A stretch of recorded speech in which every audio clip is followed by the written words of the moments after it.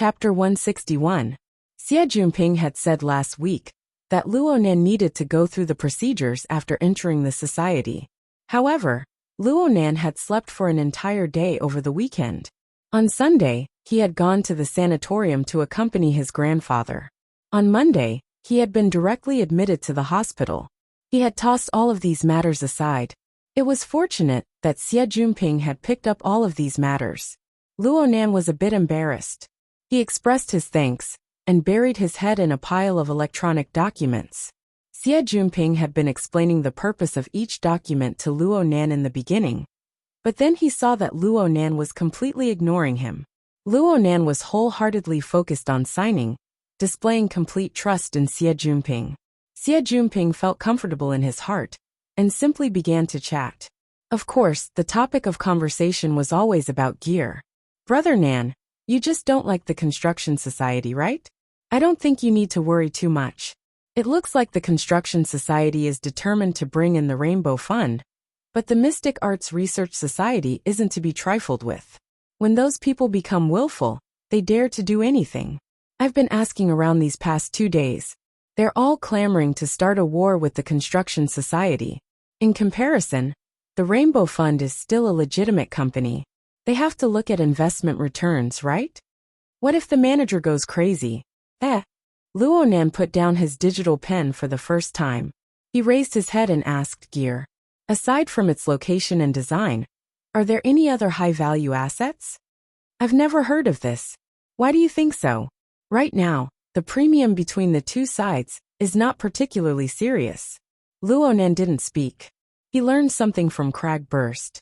After last night's conflict in the dining room, Yin Yongbo really put in a lot of effort when he talked about gear. He treated it as a proper business, and even gave the lawyer a deadline. It seemed like someone was forcing him. This was completely different from Luonan's initial conjecture of personal reasons.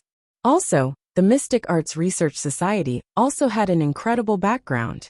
Last Friday night at the Limestone Water Village pub, Luonan discovered during his operation that this society was actually related to the Order of Justice.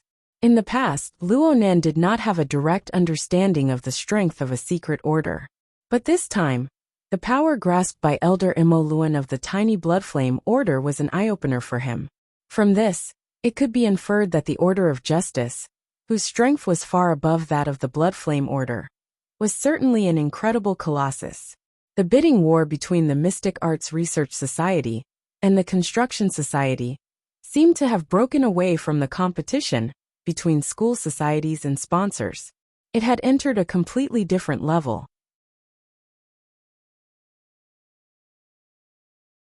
Hopefully he was just thinking too much. Of course Luonan had gear. If this chapter is not finished, please turn the page. Irreplaceable significance. He also believed that his mother's designs had the power to become a classic. But for powers like Quantum Corporation and the Order of Justice, what was the actual value of a wetland building? Luonan hated that he couldn't immediately return to school to see what was going on. At 5 o'clock, the hospital's visiting hours ended. Both Xie Jinping and Luo Shuqing were persuaded to leave. On the other hand, Luonan truly began his health pod treatment. There was no dinner, and he had to be stuffed naked into a translucent nutrition pod. The most embarrassing thing was that Mr. Bai had personally come to supervise. Luonan seriously suspected that this overly carefree little old man had come to see him make a fool of himself. "Don't be nervous. Don't you have a filter?" If he could breathe, he would just take it as sleeping in the bathtub. "By the way, since you just woke up, do you want to play some games? There's even a game?" Luonan was wearing a breathing apparatus, so he couldn't open his mouth. He could only watch with wide eyes. Through the Hexa-ear, Mr. White smiled as he switched to the Hexa-ear channel. Ouyang has migrated quite a few games to the Psychic Wave network. They are updated in a timely manner and are very popular. For example, there are games like 10 Days in the Wilderness. Don't you youngsters like to play? Hold on. Don't jump around like this. Mr. Bai tapped his own forehead. "I heard that your application of the Hexa-ear has already reached the computer level? That's how it is. This is a typical manifestation of an imbalance between body and soul. It seems that you've learned to attach your soul without a teacher. Perhaps the 4th level simulator won't be a problem for you. If you get addicted to playing, your soul strength will increase. Then you'll be in big trouble. Simulator. It's similar to virtual reality. In the Hexa year, it goes from basic interactive applications to active collection and operation of energy and information. It breaks away from the limitations of the fleshly body and materializes self-logic on the psychic wave network. Luonan blinked and concluded, "Out-of-body state?" Mr. Bai raised his eyebrows. "That's right. This kid's brain is really fast. This is the out-of-body state. It's also called astral travel. On the psychic wave network, there's the protection of energy. The risk of an out-of-body state can be minimized. You can try it in the future, but you absolutely can't right now. Not only can you not play games, but you can't leave the body. There's also meditation." "Oh right. You can meditate, right? I can visualize a bit. Isn't that about the same?" "It's the same. All methods that can increase soul strength can't be used. Here. This chapter isn't finished. Please turn the page." At your level, visualization is no longer a game of pure thought. It is necessary to gather and operate energy and information at all times. This will bring enormous pressure to the fleshly body. You'll truly lose your balance. When the time comes, it'll be a bit easier for you to just die. Mr. Bai's words knocked Luo Nan back to the cold reality. He could only laugh bitterly for a time. Reality was like this. If he hadn't learned a bit of expediency from Mo Luan, and if he hadn't had the dynamo core to entrust his soul to and dispel the pressure, Luo Nan would certainly be living a life worse than death. Mr. Bai scared Luo Nan to let him understand the seriousness of the matter. Then he gave a solution. "If you really can't do it, then chat. This old man won't chat with you. You can find someone else. Cragburst is a chatterbox. That secretary seems to treat you quite well. She's even a beauty." Luo Nan rolled his eyes while the nutrient fluid hadn't covered his face yet. All right. I'll go find Ouyang and seal your privileges. Kids are always unreliable." The old mister did what he said. He patted his butt and left. Luo Nan really admired this old man. But he really did relax quite a bit after being messed around like this. He didn't feel any discomfort, even though he was covered in the nutrient fluid. But soon, Luo Nan was faced with a real problem. He really couldn't sleep. There were many things in his mind, but he couldn't find a clue. It was a mess, and his brain was especially excited. It was very tiring. Did he really have to chat? Helpless, Luo Nan scrolled through his friend list on the Hexa ear. There were only He Yuan, Cragburst, Octopus, Zhang Yingying, Mr. Bai, and a few others on the list. Which one should he choose? Someone had already taken the initiative to make a choice for Luo Nan, while he was in a dilemma. The greenish-gray octopus had jumped up and down. "Bro Octopus. Bro, have you entered the cabin yet?" I'm inside." Luo Nan had already contacted Octopus before starting the treatment. They discussed the matter of concocting the nutrient fluid. As a professional, Octopus gave Luo Nan many useful suggestions. He also wanted to help Luo Nan contact a suitable pharmacist. In the professional field, Octopus's horizons no longer stopped at Xia City. He looked to the entire world.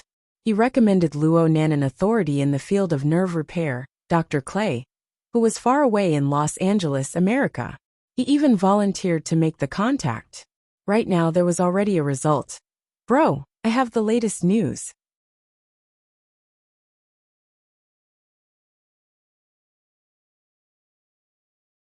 Chapter 162. Octopus chuckled. Luo Nan knew that it was almost done. "Our luck is pretty good. Dr. Clay is quite interested in your case. He has already decided to take it. I've already paid in advance." "Bro Octopus. Hey, you can't let me take advantage of you, right? That nerve drug of yours must be shelved. It targets neurons. Most of them are sympathetic and parasympathetic nerves. If damage has already appeared, it will be hard to predict what will happen if we continue to stimulate them. If we save this expense, wouldn't I be taking your grandfather's molecular formula for free? That's not how it works." "That's how it works." "Oh right, there's a small problem in this matter. Dr. Clay is currently working on a project. He can't get away for a while, so he sent his students over to do the preliminary data collection and testing work. It will be done in about a week. As for Dr. Clay, it will be the end of the month. The end of the month. Luo Nan was startled. His scalp went numb in the blink of an eye. Didn't this mean that he would have to soak in this large bathtub of the health pod for another month? He hesitated for a moment before finally saying, "Wouldn't this take too long?" Octopus laughed. "What's the big deal in a month? It's not even a single course of treatment. You won't have to stay in the hospital forever." I asked Mr. Bai. "As long as you can suppress your cough and lethargy, you can leave the hospital at any time. Then you can report to the hospital every other night for specialized treatment. The society will reimburse you. After all, it's a work injury." Luo Nan knew that Octopus and Mr. Bai had talked. The light blue liquid of the health pod had completely covered Luo Nan's head by now. Even though he was wearing filters, earplugs, and other protective equipment, the strange, indescribably sticky feeling became more and more distinct. Luo Nan was not averse to this feeling, due to his childhood experiences. He could faintly sense the composition of the nutrient fluid, seeping into his body, bit by bit with the precision of his senses. It affected the secretion of his body's chemical composition, to a certain extent. Luo Nan could not help but carefully discern the minute changes within due to his years of habit. In the past he could only sense it roughly. Now he was countless times more precise. Correspondingly, the operating efficiency of energy and information had unknowingly increased. Not good. Luo Nan suddenly came to his senses, and he hastily stopped the thought of clairvoyance. Even so, there were still many parts of his body that were faintly aching. "This chapter is not finished. Please continue." The pain made him break out in a cold sweat. Was she trying to cure him or harm him? If he had to experience this for the next month, then Luo Nan really would have the heart to die. His restlessness delayed him for a while, and he was also distracted. Octopus could only call out again. "Hey brother, what's wrong? Do you feel uncomfortable?" "It's nothing." Luo Nan couldn't say that he was courting death, but in the end he couldn't help but grumble. "This place feels really vexing." He really suspected that the subtle feeling he had toward the health pod over the years would be completely subverted by the treatment period of a month, or even longer. "Ha, you just need to get used to it. Actually, I don't know how much I envy you, Brother Octopus. Really, I'm not lying to you." Octopus couldn't empathize with Luo Nan at this time. His attention was focused elsewhere. "You don't know who the student that Dr. Clay sent over is. Bai Xinyan. She's the flower of fantasy in the pharmaceutical world. She's absolutely a first-rate beauty. She's not any worse than your secretary." Luo Nan decided not to say anything, but Octopus was inexplicably excited. TSK. She was really hot back in the day. If it wasn't for Mr. By keeping a close eye on her back in Xia City, I would have definitely chased after her. Think about it. You get to spend a month with such a beauty. Yeah, even if you spend 3 weeks with her, it's still a golden opportunity. Luo Nan was stupefied. "Mr. Bai." "Yeah, she's Mr. Bai's daughter. She's also a mentally enhanced ability user. But she's even more talented in pharmaceutical studies. She's Dr. Clay's favorite disciple. She even surpasses him in some areas. Alright, you need to remember that Mr. Bai and his daughter don't have a good relationship. Bai Xinyan left for America and hasn't returned for many years. It seems that this is one of the reasons. Don't use your relationship to worm your way into getting close to her. Otherwise, don't blame me for not reminding you if a problem arises." Okay. Luo Nan was really defeated by Octopus. "Then that's it. Alright, the health pod is vexing. Do you want to chat? Tonight is free." Several bouts of cold rain drifted past. The chill gradually grew heavier. The sky of Xia City darkened earlier and earlier. Today was another day with dense clouds and no rain. The cool and refreshing autumn weather had been blown to who knows where. This chapter is not over. Please turn the page. Xia City Airport. Inside the VIP lounge, Yin Yongbua sat quietly on the sofa. His posture was upright, and his expression was dull. He looked completely like a successful businessman. His aura was a bit stronger than that of Quantum Corporation's Xia City area CEO, Hu Yuli. However, Hu Yuli didn't mind. He minded his own business, drinking tea and resting. Occasionally, he would cast a glance at the enormous projection area in the lounge. Right now, the projection area was broadcasting a special program produced by the Star Associated Society. The host spoke extremely fast as he asked the expert, "Why did deep blue walkers appear in Xia City?" It seems that the military has never sent this force to any metropolitan area, let alone to fight within. This should be the first time in history. Expert One's expression was wooden as he spoke. There have been. From what I remember, there was one in 90 years, but it wasn't to carry out a military mission. There should be others, but they have always kept a low profile. Most of the time, the public has overlooked them. The host immediately passed this fellow, who didn't know how to cooperate. He consulted Expert 2.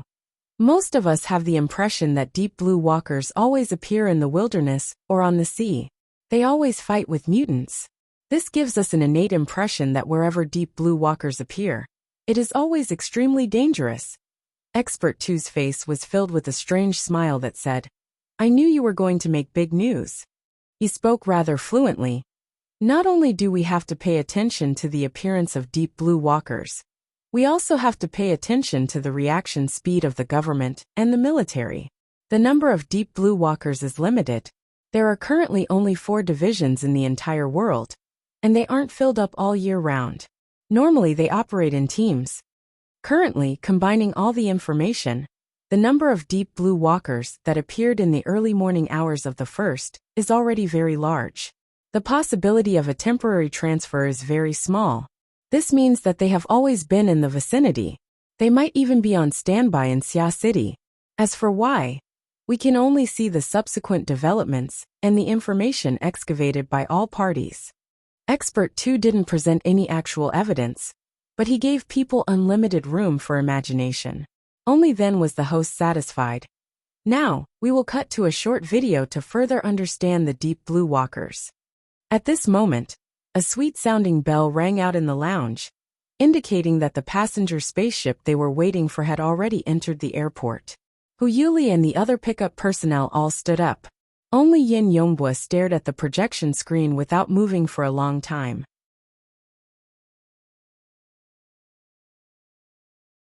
Chapter 163. Hu Yuli turned his head to look. "Assistant Yin?" Yin Yongbua didn't even raise his head as he spoke coldly. Cutting off Quantum Corporation from the program must have cost quite a bit. "It's all right. The money was withdrawn from headquarters. They've always had a good relationship with the Star Associated Society." Hu Yuli responded with a smile. He didn't care if this smile was some sort of provocation. Frankly speaking, Hu Yuli really admired Yin Yongbua. Using a weapon on the level of a particle cannon in the vicinity of the residential area of Xia City was far too audacious. If the matter had been resolved satisfactorily, the company and the laboratory might have praised him for being courageous. But now Jack was dead, the test subjects were lost, and 2 deep blue walkers were lost. The entire operation was a complete failure. The so-called courageous had become arrogant. The direct losses caused during the operation could only be counted as a small fraction of all the troubles they faced. The Xia City government and military were already badly battered because of the human-faced arachnid incident. The cannon in the early morning hours of October first directly smashed the chaotic situation into a muddy pit. Who knew how many people in the political, military, and business circles wanted to fish in troubled waters and reshuffle the cards? 3 days after the incident, videos and photos of the deep blue walkers appearing in Xia City had already broken through Quantum Corporation's blockade and quietly circulated on the internet. After accumulating enough, it exploded with a bang. Although it didn't involve particle cannons or darksider species, the deep blue walkers themselves were already an extremely prominent symbol of danger. In addition, earthquakes had occurred frequently over the past half a month. Both sides were intertwined together.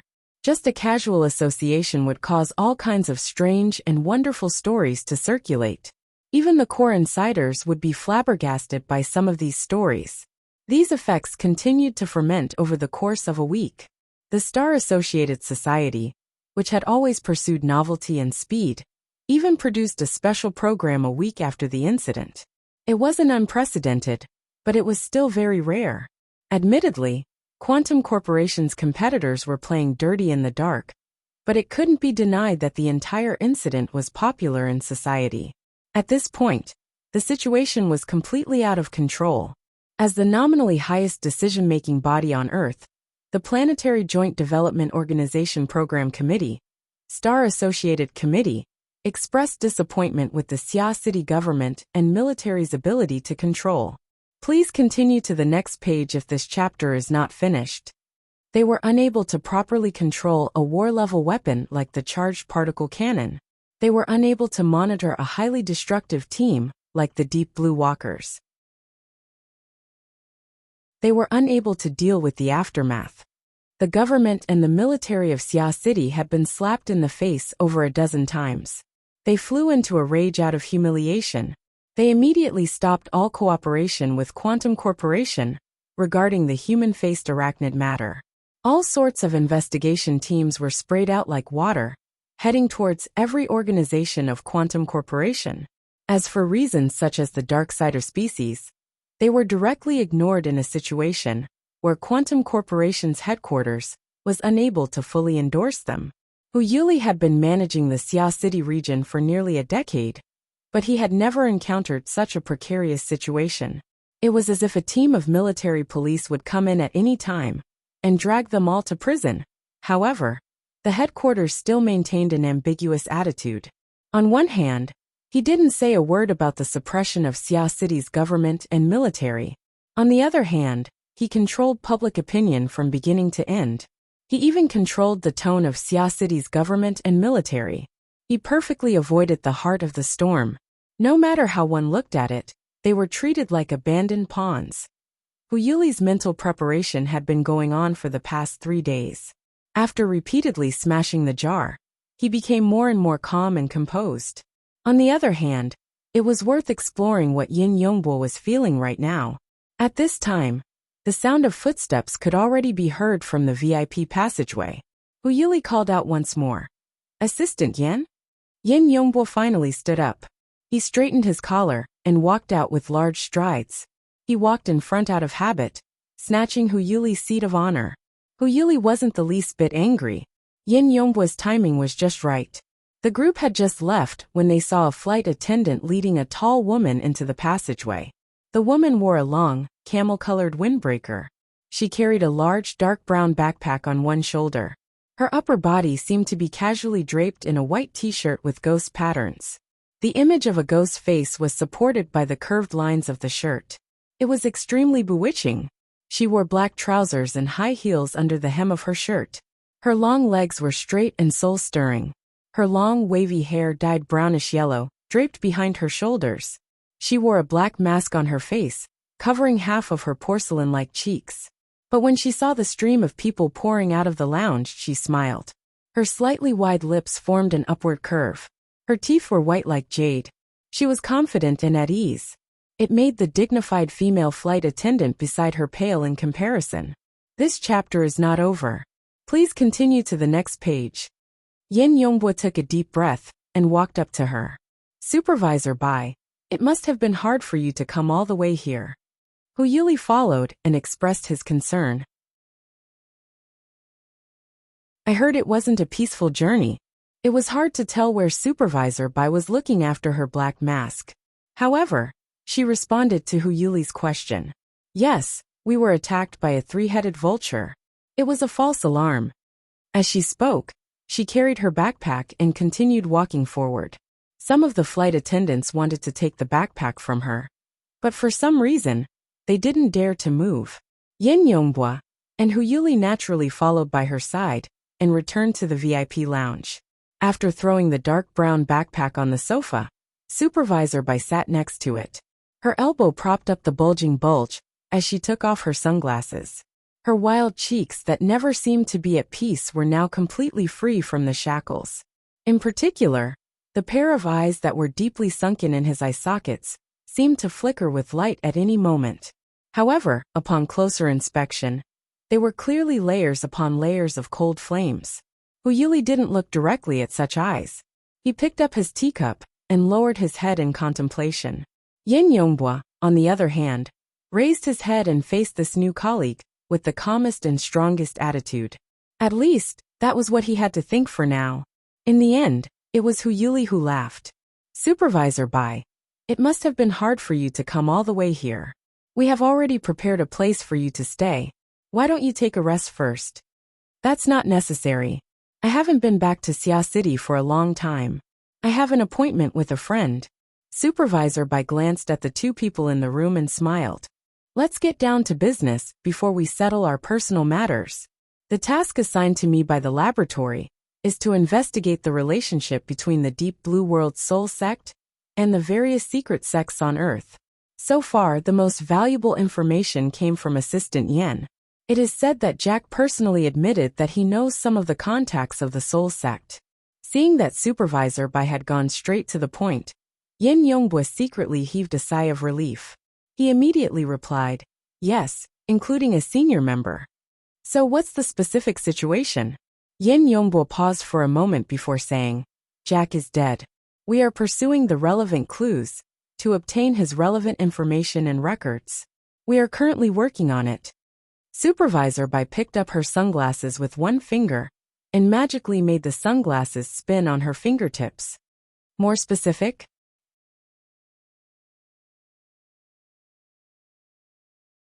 Chapter 164. Yin Yongbua's gaze shifted from Supervisor Bai's slender fingertips. His expression turned gloomy, but he still remained calm. We believe that Jack was a modified human, at least until the night of September 30th. That way, his way of thinking would not have been able to surpass the template of the brain nucleus, and would not have been creative. We have the template settings of his version of the brain nucleus, and have used the exhaustive method to list all possible options. We have selected the ones with the highest probability, and checked them one by one. Okay, and then? So far, we've searched through Jack's life circle, but we didn't find anything. The Apocalypse Laboratory searched through the cloud space where the data was uploaded, but we didn't find anything either. After various investigations, we can basically confirm that if there are any relevant data records, they must be carried by Jack. Yin Yongbua glanced at Supervisor Bai's face and paused for a moment before continuing.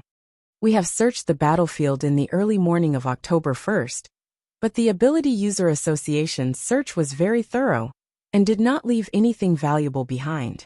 This way, the target is likely to be in their internal bidding for the spoils of war. So far, we have recovered all the bidding goods through the middleman. However, the evaluation of the Deep Sea Type 4 Dynamo Core and the brain nucleus has not been completed, and the bidding has not begun. In addition, the C-2834 test subject is still under the control of the Ability User Association. It has been in a coma for the 7th consecutive day, but from the collected information, its vital signs are relatively stable. The lengthy speech could basically be regarded as a work report. Yin Yongbua felt this halfway through his speech. However, the arrow was already on the bow, and there was no reason to stop halfway. Supervisor Bai did not respond immediately after the long speech. She seemed to be digesting the information, and seemed to be in a daze. Yin Yongbua hated this kind of situation where he had to wait for someone to express their stance, but he still had to wait patiently. At the same time, his heart slowly sank. This was the last thing he wanted to see. Yuli was still drinking his tea, his eyes narrowed. After about half a minute, Supervisor Bai finally said, After listening to Assistant Yen, I am relieved. Yin Yongbua's eyes lit up, and a smile appeared on his face. Supervisor Bai. Before returning to Xia City, I actually had a headache. After all, our missions are different. Even if we have a bit of cooperation with Jack and the C-2834 test subject, the following work will inevitably divide Xia City's current strength. Supervisor Bai leaned against her backpack and changed into a more comfortable position. It's all good now. All the measures that Assistant Yen has taken so far are under control. If this chapter is not finished, please turn the page. In this case, I don't need to be polite. I can just use it. Yin Yongbo's expression changed. His current position was the CEO of the Rainbow Fund and the assistant manager of the Sky Blue Security Company. On the surface, the former definitely had more funds and resources than the latter, and that was indeed the case in a normal society. However, the problem was that if Yin Yongbo could only choose between the two positions, he would undoubtedly choose the position of assistant manager. This was because it represented the formidable strength of 4 full squads and nearly 30 deep blue walkers. But now, Supervisor Bai wanted to take everything away, with just one sentence. The situation was worse than Yin Yongbo had imagined. Supervisor Bai wasn't just making empty promises. She had the signature of the Quantum Corporation headquarters and the Apocalypse Laboratory. When this electronic document was inserted into Yin Yongbo's work wristband, the authority settings on it came into play. Yin Yongbo's direct leadership of the 4 Deep Blue Walker squads, which was the position of chief captain, was transferred to Supervisor Bai. Currently, Yin Yongbo was only an assistant in name at the Sky Blue Security Company. In reality, there was no longer any meaning. Yin Yongbo's face was ashen as he stared at Supervisor Bai's dazzling face. His aura was already fluctuating faintly, and the blood in his chest was about to boil. Supervisor Bai's relaxed posture did not change. She smiled at Yin Yongbo and continued to gather the power in his body. Hu Yuli could not sense the power mode of the burner, but he found that the atmosphere in the room had become extremely dangerous. It was not good for him to sit still, so he put down his cup and smiled to smooth things over. The headquarters and the laboratory must have their reasons for this arrangement. As long as the two of you cooperate sincerely, it doesn't really matter who is in charge of which area. In the end, there is still a difference. Supervisor Bai was surprisingly frank. As for the specific difference, Assistant Yin, no CEO Yin can slowly experience it. Oh, I haven't congratulated you on your promotion to CEO. See you later. As she spoke, she stood up, picked up her large backpack, and prepared to leave. Yin Yongbo stood up abruptly. For a moment, he really wanted to pounce on her, but in the end, his feet rooted to the ground. Only a hoarse voice squeezed out of his throat, but even he himself did not know what he said. Supervisor Bai seemed to have heard it clearly. Do you want to know the reason or the result? Why don't I tell you both? Research is not your job, so mistakes can be forgiven. Excavation is a task you cannot afford to make mistakes. However, Xia City's limited power cannot be divided up just for you. At the end of the day, you are still. This chapter is not over. Please continue to the next page. Failure is inevitable. As for the reason, it is very simple. You are on the wrong team. She smiled slightly. When she passed by Yin Yongbo, she patted his face lightly, then put on her sunglasses and walked out. Yin Yongbo was in a daze. When the door to the lounge opened, he seemed to have woken up from a dream. Finally, he rushed forward, and the words that he thought he would never say rushed out of his throat. Supervisor Bai, you should know that I didn't choose a side. Supervisor Bai aimed her dark glasses at him. Are you refuting me? Fine, so what if I have wronged you? Yes, you are very self-aware. You gave up your job at the Apocalypse Laboratory. In your research mission, you came to Xia City and took charge. I heard that you even want to pursue the He family's daughter? Yin Yongbo was a little stunned and did not know how to answer. Supervisor Bai's lips cracked slightly, revealing a beautiful and magnanimous smile. Do you want to realize your self-worth? What is your value? I'm sorry I have to quote someone. Without the platform of Quantum Corporation and the Apocalypse Laboratory, you are nothing. You chose the excavation mission and chose to work as a human. You are destined to be dominated by God. Then if you chose the research mission and chose to work as a god, then dedicate yourself to God. Now do you understand where your mistake is? You are indeed on the wrong team. You are wrong because you are on your own side. Yin Yongbo was stunned on the spot. You are the first burner since the creation of Earth. You should understand where your value lies. If you are willing to cooperate, you can show it at any time. These 4 teams of deep blue walkers are still yours. Supervisor Bai raised her hand and shook her fingers lightly, bidding him farewell. Soon, Supervisor Bai's figure disappeared into the VIP passageway. Yin Yongbwa stood at the door in a daze. Inside the room, Hu Yuli saw him like this. He was delighted, but also felt a little sad. In the end, all that was left was rejoicing. Fortunately, I am going to retire. I missed another chapter. As of yesterday, I have updated 30 chapters in 9 days. That is 6 chapters less than expected. I really overestimated myself. Fortunately, the holidays are coming soon. Current progress. Subscription monthly past February 15th. In addition, adjust the update time. Try to avoid being affected by class affairs. The 4 updates will be at 8 o'clock, 1400 hours, 2000 hours and 2400 hours. Do your best to update at a fixed time. The positive and negative time should not exceed half an hour. But if you adjust the schedule, it will probably be at the end of the holidays. Everyone, please bear with these 2 points and lose weight.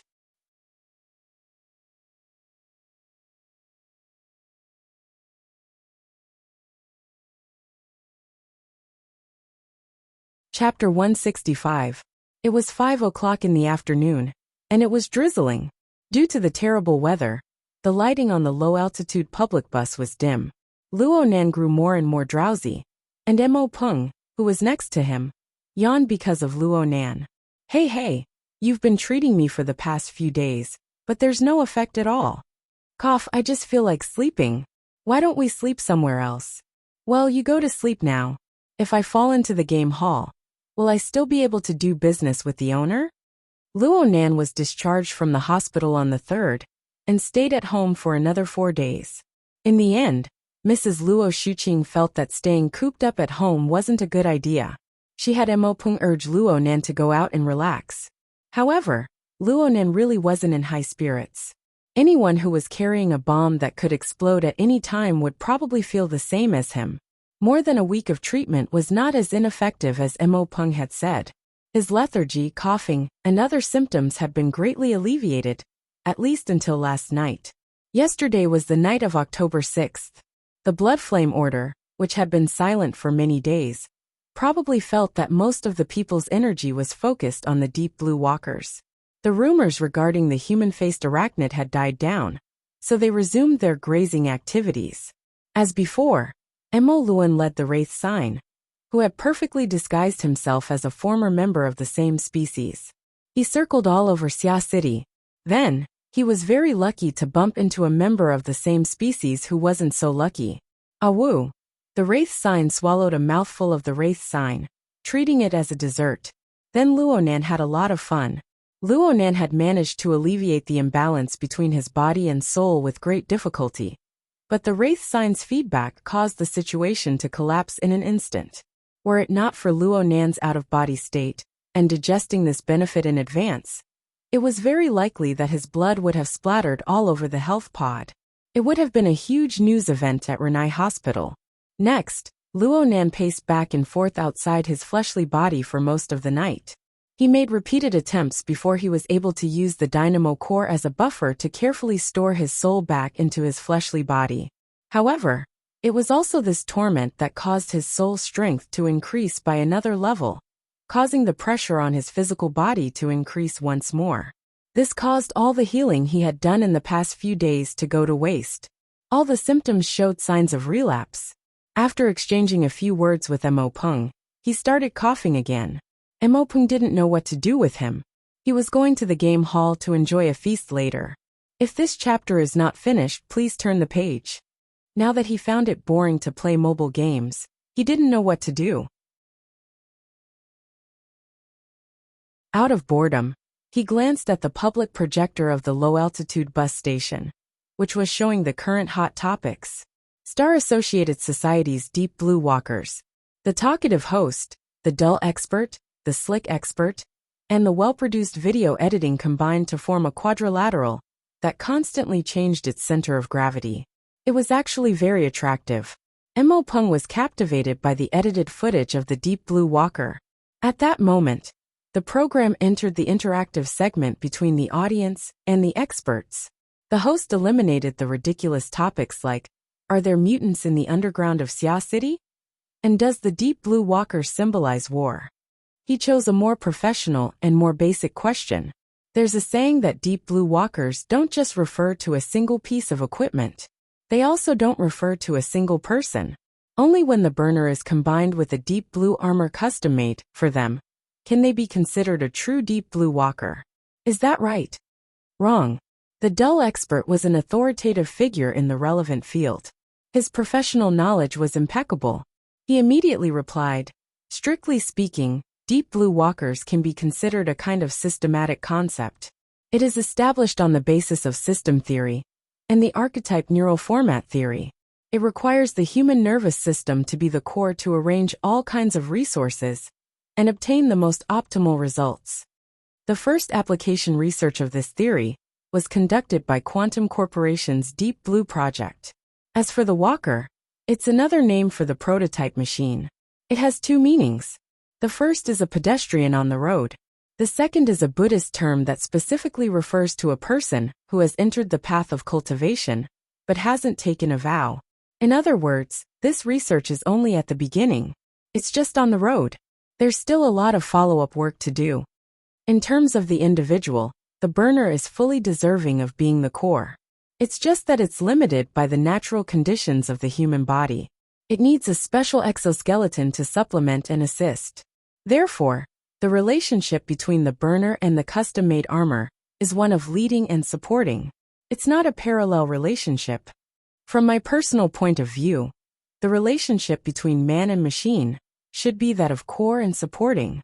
The supporting equipment supports the lower limit of a deep blue walker. The autonomous consciousness of man determines the upper limit of a deep blue walker. The host was already starting to regret letting the dull expert speak. At this moment, who knew how many people in the audience at this moment? It was unknown how many people in the audience were watching.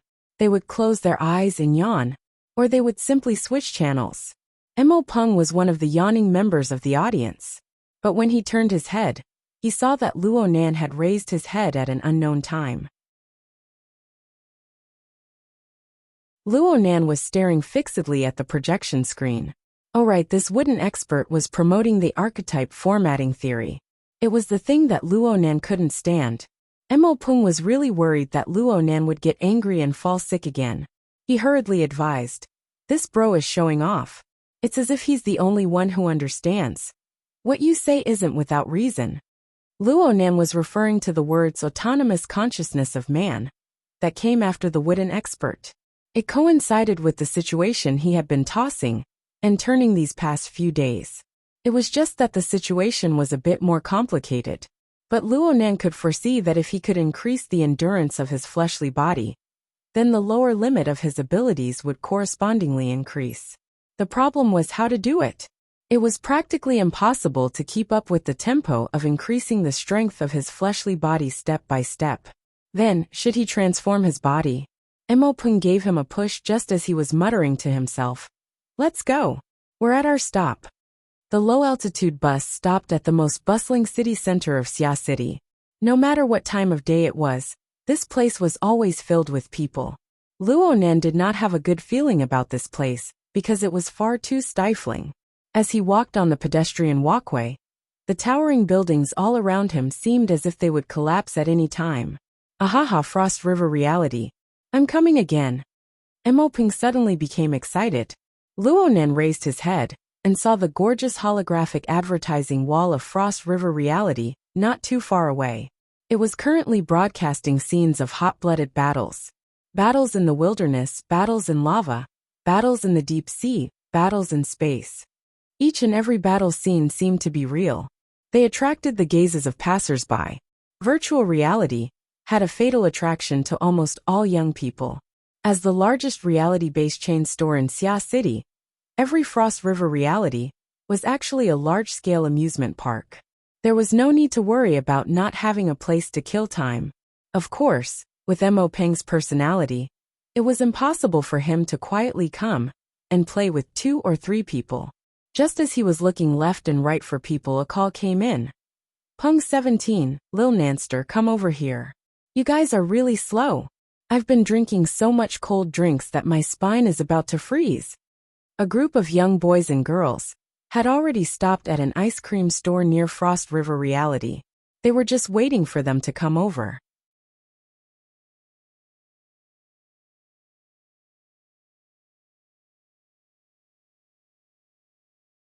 Chapter 166. The Frozen Star Ice Cream Shop was a famous chain business in Sia City. Although it was past peak season, it was backed by Frost River Reality. Business was still great on Sunday nights. When Luo Nan and Mo Peng came in, they nearly got lost in the crowd. Luckily, the number of men and women waiting for them was not small. They were quite eye-catching as they waved. The group of people sat at 2 tables, which made the place more spacious. What was interesting was that most of the people here had the surname Mo. The Luo family was not very populous in Sia City, but the Mo family was flourishing here. Uncle Mo Haihang had 5 brothers and sisters, and he was related to them in various ways. It was not difficult at all for him to pull together hundreds of people, including his cousins. Mo Peng's age was ranked 17th among his siblings. He was usually called Peng 17. During festivals, Luo Nan would not even be able to straighten his tongue when greeting his uncles, aunts, cousins, or grandnephews. He would hide if he could. Of course, as a child living in his aunt's house, he was indeed an outsider to the Mo clan. He didn't have any blood relations with them, and with his temperament, most of his peers were just nodding acquaintances. Usually, Mo Ye and Mo Peng would drag him along, so they would occasionally get together. Here. The one who waved the most cheerfully was Mo Han, the one who had just contacted Mo Peng. Mo Peng called her sister 16, without the slightest trace of politeness. On the other hand, Luo Nan still called her sister Han from a distance. In the past, he had followed Mo Peng and called her sister Pomegranate 16. But he did not want to call her that. It was probably because of the Mo family's genes. Other than Emoya with her super long legs, the youngsters of the Mo family were not too tall. Mo Han, this lively girl, was clearly 2 years older than him. She was going to go to college next year, but she was shorter than Luo Nan by half a head. Her beaming smile made her look very innocent. She could play with anyone. Luo Nan followed Mo Peng shouting.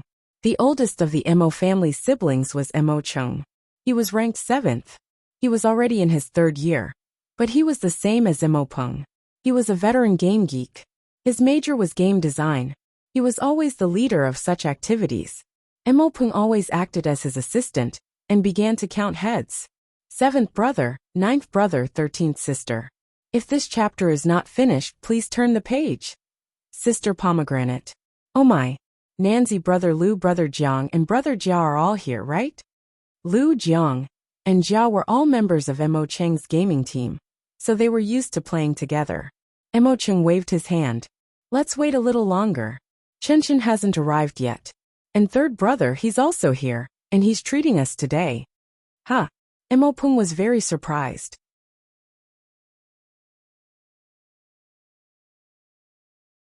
Chen Chen was the only female member of Mo Cheng's team. It was normal for her to be here. However, the 3rd son of the Mo family, Mo Chiu, was almost 30 years old this year. He was at the age to start a family and start a career. He had long passed the age to play around with these young people. Furthermore, he was someone who always put on airs. This was not right. Mo Han blinked and lowered her voice. I heard that they're here for a blind date. TL. Mo Peng still didn't understand. Blind date? Doesn't he have a girlfriend? They broke up. They used to be in the same unit. Now that he's jumped ship to a new company, they broke up quickly. This one seems to be someone he met through Sister Chen. She's in the University Department of Acumen College. Acumen College? What a coincidence. Mo Peng looked at Luo Nan. She's a teacher. No way. She's a student. Holy crap. An old cow eating young grass. Mo Han wrinkled her nose. I heard that she's a beauty. She's an officer in the University Department of Acumen College. She's graduating this year. Hey Lil Nancy, it's time for you to play your role. Is there such a person in your school? Luo Nan just laughed. How could he say anything? Mo Peng was very impressed. It looks like 3rd brother Chiu has struck it rich. He invited the 10 of us to play games for the sake of a blind date? In the name of friendship. Mo Han had the appearance of someone who understood the world. Playing games is good. Don't look at how many people there are. Who cares about who in virtual reality? In the end, aren't they the ones alone? They can do whatever they want.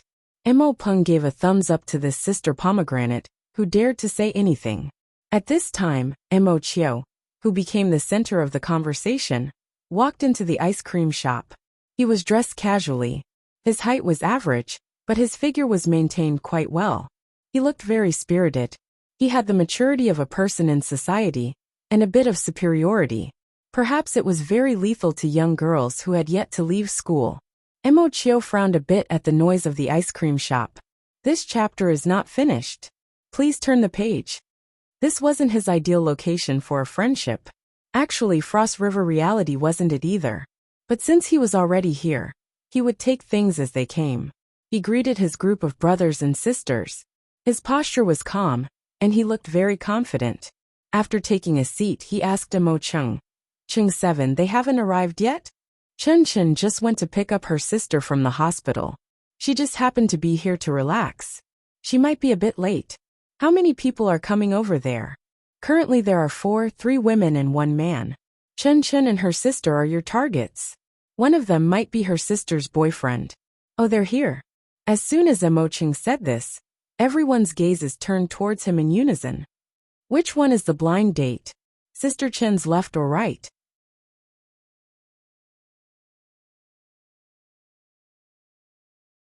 It's definitely the left. She's over there. She suits third bro's taste very well. The one on the right should be Sister Chen's sister. She's almost 1.7 meters tall. She's only in high school. Third bro shouldn't be this shameless. Mo Peng chuckled. High school? High school is good. She can socialize with me too.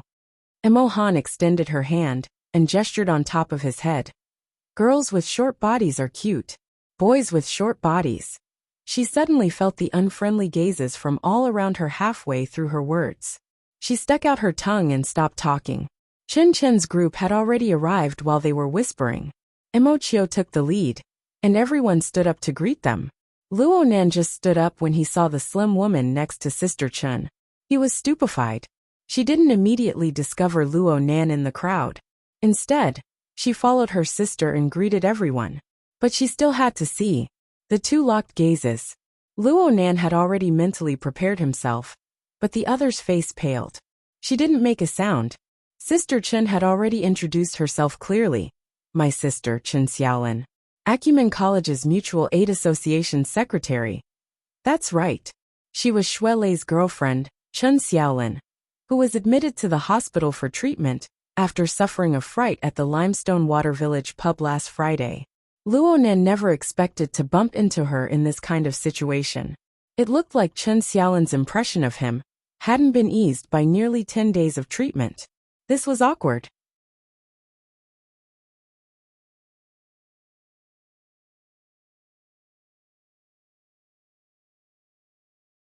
Chapter 167. It just so happened that Luo Nan rarely hung out with this group of people. Chen Xiaolan, who was also the Chen Chen that Mo Chung spoke of, was not too familiar with Luo Nan.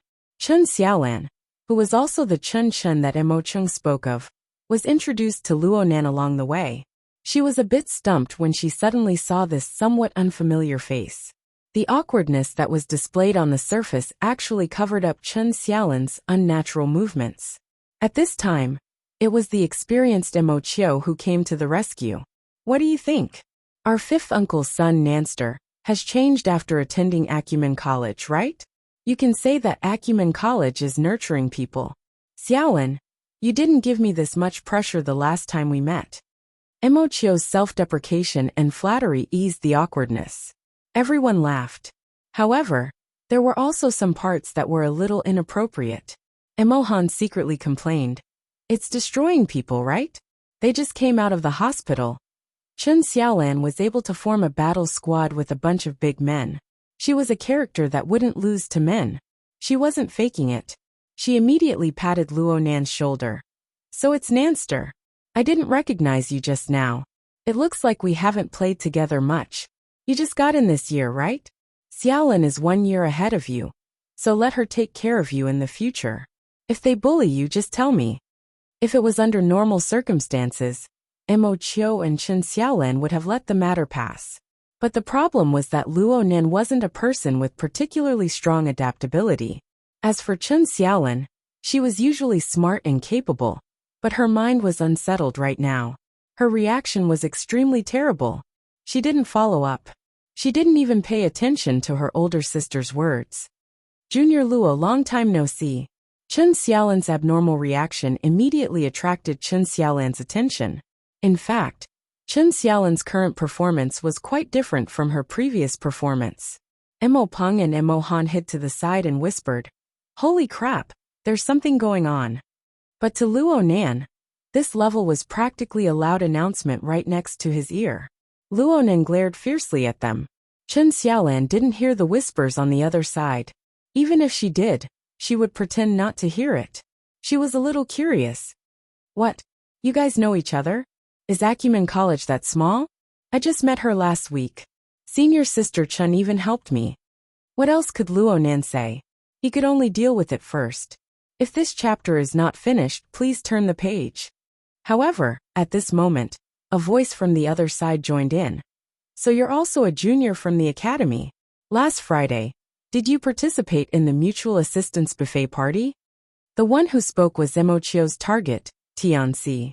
She looked rather petite and beautiful, and her smile was especially alluring. No wonder Mo Chiu was trying so hard to woo her. "Yes." "Hello, Senior Tian." Luo Nen also remembered that he seemed to have met this person before. It was either the student council or a member of the Student Assistance Association.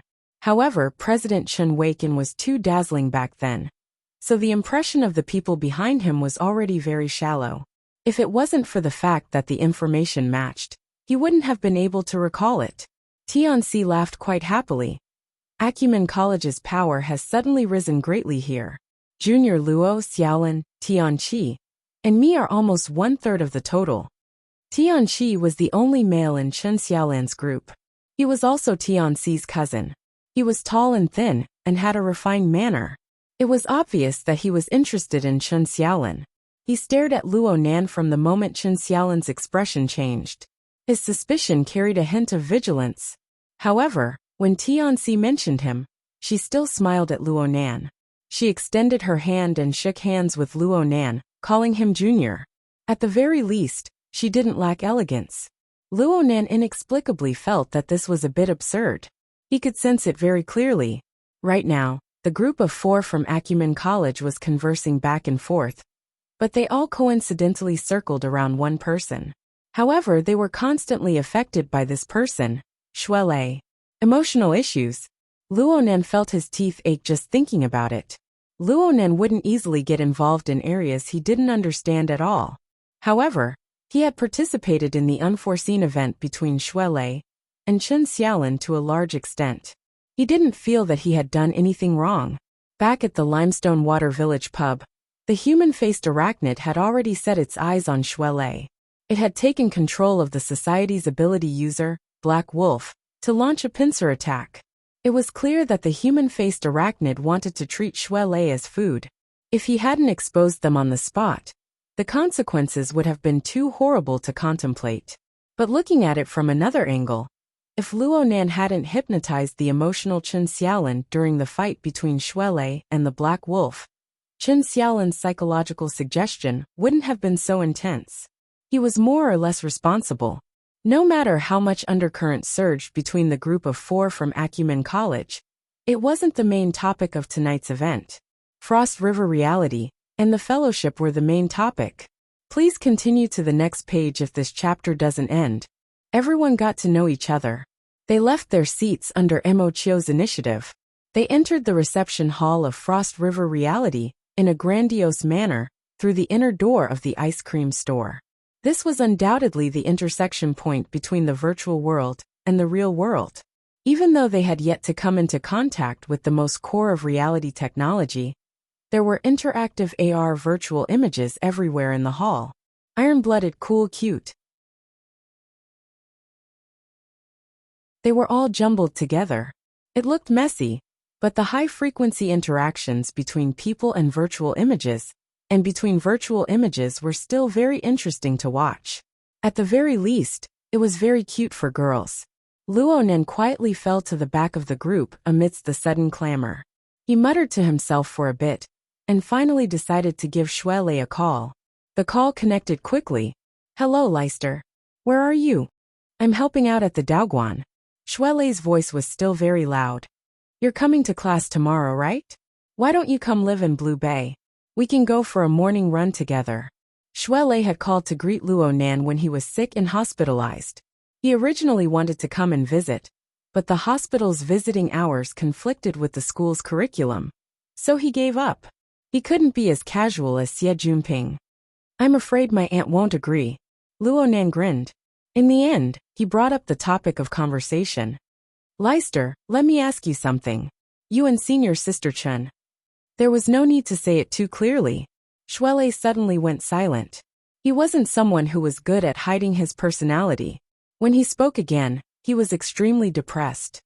"She steeled her heart to not meet with me. She's not even picking up my phone right now. The doctor said that it's best to keep a bit of distance from her to avoid provoking her." "Am I a freaking monster?" Luo Nan scratched his head when he heard this. He hesitated for a moment before saying, "I saw her at Frost River Reality. Right now, I'm playing with her and a few friends. Why don't you come over and meet me? We can talk things over." "Which Frost River Reality?" "City Center, Fudong Main Street." "I'll be right there." Shuelei didn't say anything further. He hung up the phone, and presumably rushed over in a hurry.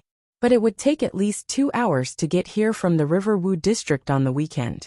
Luo Nan was really worried that he would come over empty-handed. He suddenly sensed something while he was pondering. He raised his head, and saw Chen Xiaolin stop in front of him. She turned around to look at him.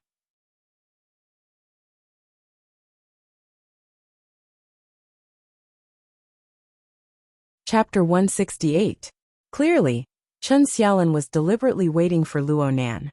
Tian Luo Nan greeted, "Senior sister Chen." Chen Xiaolin spoke very bluntly. "You're in contact with Leister?" Luo Nan was a bit embarrassed. His coughing came surging up at this time, and his face turned red. But now that they had pulled away from the team in front of them, some things could be said. "I heard that senior sister hasn't seen him all this time. Actually, the matter at the time." Luo Nan coughed with great difficulty.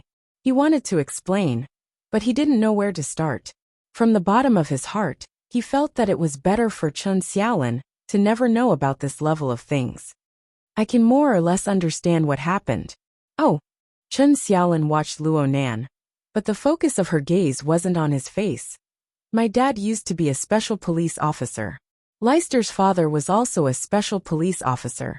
Their profession always brings them into contact with some very dangerous things. When faced with vicious criminals and the like, there's no reason. Violence is the solution, right?" Luo Nan could only nod his head in understanding. The profession of a special police officer is very dangerous. Right now, Leister's father is more or less a police officer. But my dad wasn't that lucky.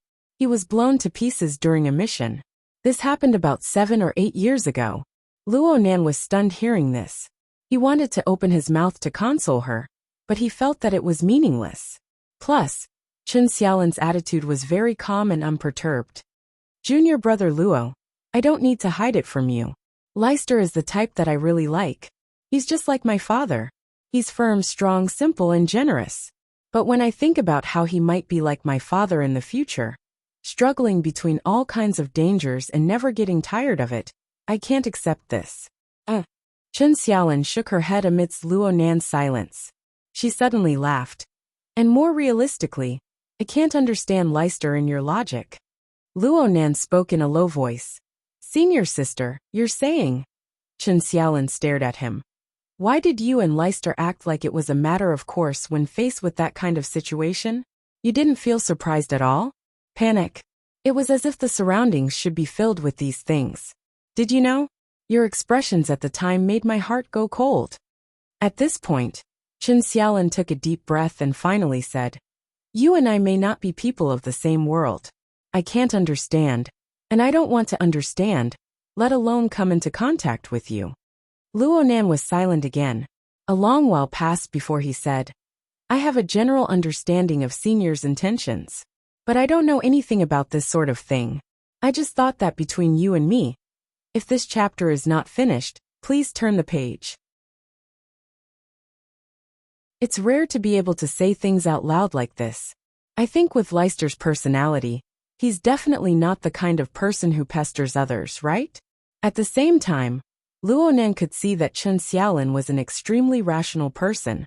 She probably wouldn't turn back once she made her intentions clear. He was pessimistic about the results of Xue Lei's visit. But no one could accept this for Xue Lei. Chen Xiaolin was indeed reasonable. She nodded gently. All right, let him come. Let's make things clear. Then thank you, senior sister Chen. Luo Nan nodded and let out a secret sigh of relief. This sort of thing was a domain he was unable to understand. Forcing himself to do this caused a layer of hot sweat to appear on his back. The distance between the two and the group grew further and further. Many people turned their heads to look, especially Tianqi. He kept his gaze cast over, looking a bit gloomy. Luo Nan could understand the knot in Chen Xiaolin's heart, but some things weren't that easy to accept. He thought for a bit and couldn't help but ask, that person? Chen Xiaolin laughed. She actually flexed her arm to make a bulging motion. He's not my type. Clearly, Chen Xiaolin's mental state had calmed down quite a bit after talking about this matter. She could tell jokes now. This was obviously good for her, but the result for Xue Lei would only be more negative. Luo Nan sighed in his mind. He and Chen Xiaolin increased their pace to catch up to the group. Right now, the situation of the large group was quite interesting. Most people were paying attention to the center of attention of this get-together, which was Mo Qiu and Tianxi. However, Tianxi was paying attention to Tianqi, and Tianqi was paying attention to Chen Xiaolin. This chain of attention continued on, and unwittingly, Luo Nan and Chen Xiaolin became the center of everyone's gazes. Of course, Luo Nan and Chen Xiaolin were magnanimous, but people felt that they weren't magnanimous enough. Tianqi found it hard to say some things, so Tianxi smiled and said, Junior Nan, what are you talking about with our Xiaolin? Could it be that the matter last week wasn't settled? Was it because of the society? Oh right. Mo Peng realized something in hindsight. Last Wednesday, I remember my sister saying that you were going to test for the Mystic Arts Research Society. Did you pass? Luo Nan was speechless. Mo Peng, you've gone stupid from playing games. Over 10 days have passed. Just how slow are you going to be? You're still holding on to the past and not letting go. Tianxi and Luo Nan broke into laughter and surprise before Luo Nan could respond. Tianxi said, The Mystic Arts Research Society? Tianqi is in the Mystic Arts Research Society. Huh. Luo Nan was a bit surprised. Tianqi finally had the chance to speak formally. He felt that it was a bit funny, but also very strange. This chapter is not finished. Please turn the page. I've been helping out with the newcomer's interview, but I've never seen him before. Luo Nan, this name sounds quite familiar. He stared at Luo Nan, sizing him up for a while. Then he suddenly cried out involuntarily. Oh right. You're not the one who missed the exam, right? You didn't show up for the interview on Thursday. There were even people who tried to contact you, but they couldn't get in touch with you. The school system showed that you skipped classes for the entire day. We were all fired. Wow. Missed the exam? Skipped classes for the entire day. Acumen College, is this cool? Lil Nanster, you really make people have a whole new level of respect for you. Luo Nan discovered very innocently that he had suddenly become the target of criticism. Tianqi was a bit inexplicably excited when this situation suddenly occurred. His words grew more and more discordant. It's already quite late for our society's entrance exam. You skipped the exam. Does that mean you haven't joined the society yet? On the other side, Tianxi shook her head. She turned to look at Chen Xiaolin. Our society doesn't seem to have any arrangements. Did you miss it when you were admitted to the hospital that day, Xiaolin? It'll be hard to enter the society after you pass that window. Tianqi's expression was awkward and strange. Upon closer inspection, it was probably the type where he wanted to laugh, but was holding it in. He wanted to increase his strength, but was forcefully holding it back. But in the end, he still couldn't help but say, "Junior, it's not that I want to say this, but it's too much of a pity for you to miss the opportunity to enter the society. Plus, 8 credits will be deducted from your year." Luo Nan understood Tianqi's current state of mind very well. He felt a bit helpless and bored. When all was said and done, he had no enmity with this person. There was a 50% chance that they would work together in the same society in the future. He didn't want to make things too ugly. Just as Luo Nan was about to explain, Mo Han, who had just been loudly mocking Luo Nan and wanting to have a whole new level of respect for Luo Nan, was aroused by Tianqi's attitude. Her eyes jumped back in the blink of an eye. The Mystic Arts Research Society? The one that studies alchemy? How popular can a place like that be? Tianqi's tolerance for the little beauty was quite high. He laughed and spoke rather proudly. Our society has ample funds. All sorts of projects are being carried out. They mainly lean towards mental and material interference, religious rituals, magical spells, Eastern metaphysics, and so on. Among them, large amounts of microscopic particles, human elements, psychology, systems theory, and other frontier subjects are involved. Mo Han snorted coldly, deliberately mystifying. Little girl, this isn't mystifying.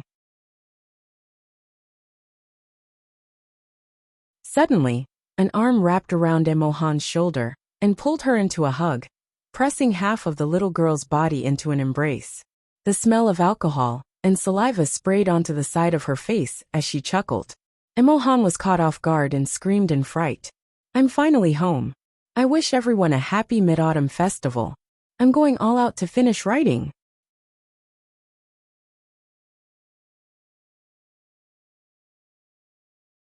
Chapter 169. Everything happened too suddenly. The group of people watched as Mo Han was forcefully held in someone's arms. They didn't react in time. Mo Peng, who was the closest, was the first to rush over. He grabbed the man's arm and helped the struggling Mo Han break free. Mo Tao, Mo Han's elder brother and the strongest member of the group, let out a low roar and rushed forward, slamming the man against the wall and grabbing his collar. "You're not going to die," Mo Tao said. "What are you doing?" F*ck me. What the F*ck are you doing? The man was pressed against the wall, but his voice was even louder than Mo Tao's. The smell of alcohol coming from his mouth was nauseating. He was clearly very drunk. Luo Nan and the others were at the place where they had just walked past the reception hall and entered the passage. The environment suddenly became narrow.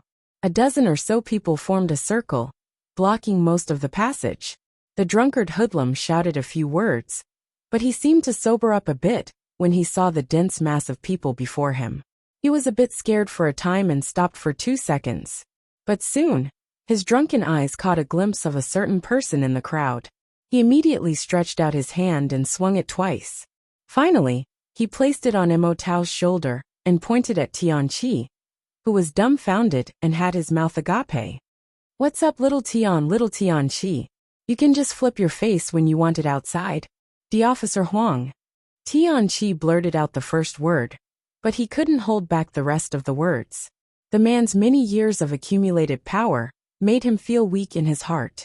But the current situation truly exceeded the limits of his face. His fair face soon flushed red. If he could, Tianqi would certainly want to dig a hole in the ground and bury himself in it. Fortunately, his cousin Tianqi stepped forward bravely and angrily rebuked. "Huang Bingjin, what kind of drunken madness is this?" The drunkard hoodlum narrowed his eyes. With great difficulty, he saw Tianqi's face clearly under the blurred light of the hallway. He laughed again. "Tianqi. See, Sister Cece." This guy called Huang Bingjin was at most in his 20s. His drunken face perfectly accentuated his usual arrogance. "Sister Cece, long time no see. What's up? Is it the student union or the student union? These people around me look unfamiliar. Don't crowd around me, I'm bored." He tried hard to pry Mo Tao's hand away but failed. This made him a little annoyed. "Hey, you already know who I am. Who are you trying to fool?" At that moment, some people in the crowd, "If this chapter is not finished, please turn the page." Luo Nan finally found some relevant memories. That's right, it's this Huang Bingjin. According to the intelligence report, he's an officer of the Mystic Arts Research Society. He's a typical rich second generation and a pervert. Last Friday night at the Limestone Water Village pub, Cat Eyes had smashed him into the wall. Perhaps it was because he had taken too many drugs at the time, but that experience clearly did not teach him a sufficient lesson. Tianxi naturally knew the ins and outs of Huang Bingjin. She wasn't afraid of his position in the school, but she was afraid of the Huang family's social influence. Her expression was very unsightly. Huang Bingjin, who did you come with? If you're drunk, go puke in the toilet. Is it fun to lose face outside? The Mystic Arts Research Society and Acumen College have lost all face because of you. Huang Bingjin had a cheeky grin on his face. It's fine. Sister Cece is so pretty. She'll grow back sooner or later. Everyone could see that there was no way to communicate with this fellow at this time. Mo Chio confirmed that Mo Han wasn't injured, so he didn't want to tangle with her any longer. He took advantage of the situation to close the distance between him and Tianxi. He lightly embraced her shoulder. Let's go. We can't lower ourselves to the level of a drunkard. Tao Jiu, let's go. Mo Tao glared fiercely at Huang Bingjin. He grabbed Huang Bingjin by the collar and slammed him into the wall before letting go. Who knew that once Huang Bingjin regained his freedom, he would run his mouth like a train. Hey, my friend over there. You're familiar with this line of work. Did you ask me for permission before doing this? Did you ask their president, Chen Chen? This fellow had an intoxicated look on his face, but his heart wasn't. His words were poisonous. Tianxi's face turned green from anger, but the more she was like this, the more excited Huang Bingjin became. So you guys are all hooking up, but I'm not allowed to hug a little girl. Come, little girl. Let me tell you about the Mystic Arts Research Society. He reached out to hug Mo Han as he spoke, but Mo Han, who had come back to her senses, wasn't someone easy to deal with. She immediately kicked out, hitting Huang Bingjin's shin bone. Mo Han was wearing pointy leather shoes. Her kick was filled with hatred. Huang Bingjin immediately let out a miserable groan. He hugged his leg and jumped, but he didn't stand firm. He fell to the ground, battered and exhausted. Let's go. Mo Chio didn't want to make a big deal out of this. He suppressed the unhappiness in his heart and called his companions to leave. The group of people walked inside, leaving Huang Bingjin behind. Huang Bingjin shouted, F***ck me, F***ck me. When they reached the corner of the passage, Mo Peng turned his head and swept a glance at Huang Bingjin, who was still cursing on the ground. He muttered, this guy's mouth is too sharp. I'm afraid I won't be able to have fun tonight. This chapter is not finished. Please turn the page. Luonan grunted. He looked at Tianxi and Tianqi's preoccupied appearances. This was indeed the case. When they turned the corner, Luonan's line of sight could no longer be seen. However, the range of Luonan's mental senses still covered Huang Bingjin. He discovered that someone had gone over to greet Huang Bingjin, just as they turned the corner. Clearly, this person had seen the conflict earlier, but intentionally avoided trouble. Luonan had actually seen this person before. He was Lu Tao from Xie Juanping's circle of friends. At the same time, he was also a high-ranking member of the construction society.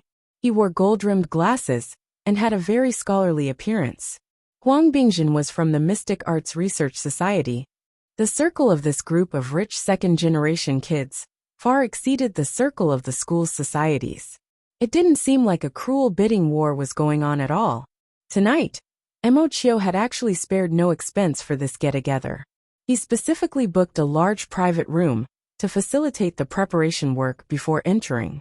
After the group of people entered the private room, they were guided by the AI to the scanning area to stand. The relevant equipment examined their body shapes, body characteristics, and so on. Data models were built, peripherals were matched, and so on were used to achieve the best effect of reality. Actually, the vast majority of people had accounts at Frost River Reality. A single scan was enough to connect with their previous data. They could stand for a bit and come out. But there were always exceptions to everything. Only Luonan could not get through the scan. Mo Peng was impatient. What's going on? Nanster, I brought you to play before. As a veteran gaming geek, Mo Chung was quite clear about the things here. He shook his head and said, Nanster, you came last year. You're half a head taller than last year. You've developed, but you don't play often. The system needs to readjust. Luo Nan was well aware that the drug stimulation had caused quite a large change to his body over the years. Now there was no more drug stimulation, but under the stimulation of soul strength, the changes would probably be even greater in the days to come. He laughed. Actually, it's nothing. I told you earlier that I wouldn't play sensual games. Why wouldn't you play? Mo Han found it strange. Isn't this the reason we came to Frost River Reality? This. Luo Nan's skin finally went through, but a rare yellow light lit up in the scanning area. There was also a prompt. Distinguished customer, we are very sorry to disturb your gaming progress. Since you are currently undergoing treatment, according to the doctor's advice, please do not engage in highly stimulating games. Strive to update on time tomorrow and try to make up for it. Current payment progress. Monthly subscription March 15th.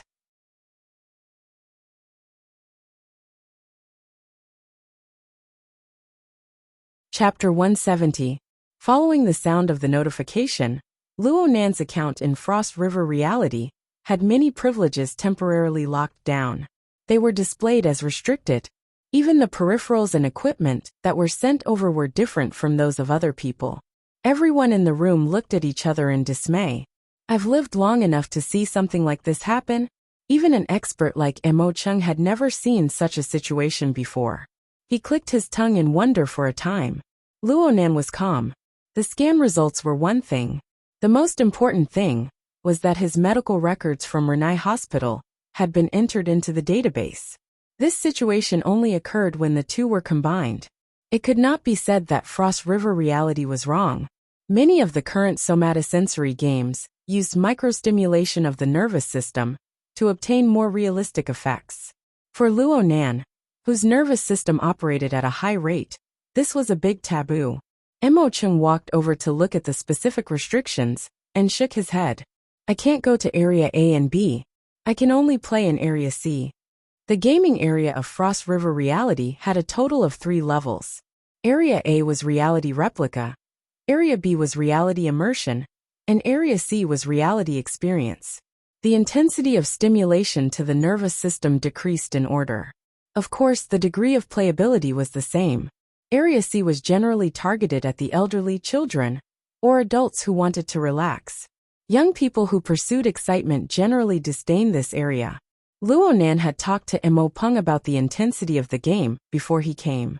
He just did not expect Frost River Reality and the hospital to be so extreme. Mo Peng reacted quickly. He spoke with a sense of loyalty. Then how about this? I'll accompany Nanster to Area C to practice his wilderness skills. You guys go wherever you need to go. Luo Nan walked out of the scan area and put on his combat suit peripherals. At the same time, he shook his head. I don't need you to accompany me.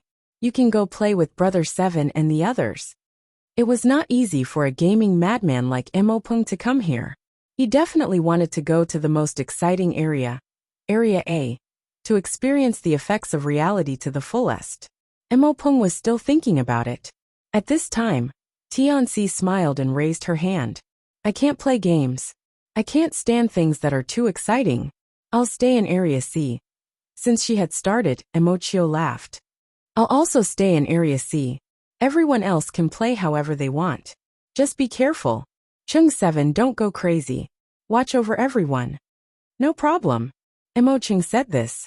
It was hard to say how much he listened. If this chapter is not finished, please turn the page. Chun Xiaolin wasn't very interested, but Mo Han and Mo Rui pulled her to Area B. Tianqi also had a lot on his mind, but he definitely had to be on guard against this kind of natural third wheel.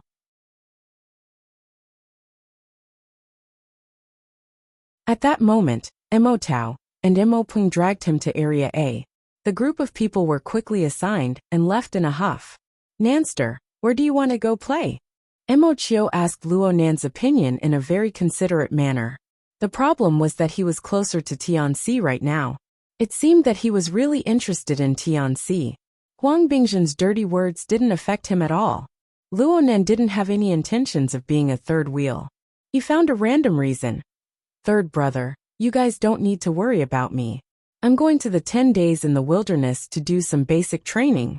I'm also going to train my body in passing. Alone? No, Mo Peng can also turn on the guidance mode in Zone A. I'll call him when I get there. Luonan's wristband received a call as he spoke. It was an unfamiliar number. It just so happened that Luonan was about to pull away from the two main participants of the social gathering.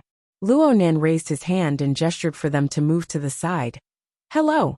Hello, Mr. Luo. I'm Bai Xingyan. Luonan was stupefied for a moment before he reacted. Bai Xingyan? Wasn't that the brilliant disciple of Dr. Clay that Octopus Bro had mentioned? The one who had come to Xia City to help Octopus Bro with his early treatment and data collection? Especially since she was Mr. Bai's daughter. Luonan hurriedly added a greeting. Hello, Ms. Bai. Bai Xingyan's voice was low and gentle. It was very pleasing to the ear. Mr. Luo, the examination will only start tomorrow night. However, I just retrieved the information from Ren AI Hospital and the association. I saw the results of the automatic examination last night. It seems that there are signs of relapse. How do you feel now? Luonan secretly admired this person's strict attitude. But he couldn't say that the wraith sign was cheating him. He could only vaguely say, I really do feel a bit uncomfortable. I feel like the pressure has increased. Perhaps your soul power has grown again. There will always be a period of rapid growth before and after an ability user awakens. But for the current you, this is not good news. Bai Xingyan had accurately grasped the root of the problem and was very frank. Luonan was mentally prepared. Bai Xingyan continued, for the next step of treatment, I need to update some data here. I hope Mr. Luo can cooperate. I need to go back to the hospital. This chapter is not finished. Please turn the page. Is it? No need. I noticed that the Frozen Star system retrieved your information from Ren AI Hospital about 5 minutes ago. The Frozen Star system? It's the main system of Frost River reality. It's located in the supercomputer Black Dome. It's the carrier of several experimental projects of the Star Alliance Committee, the military, and the Ability User Society. It has a relatively close relationship with us. You're at Frost River reality right now, right? Fudong Avenue in the city center? He had been caught.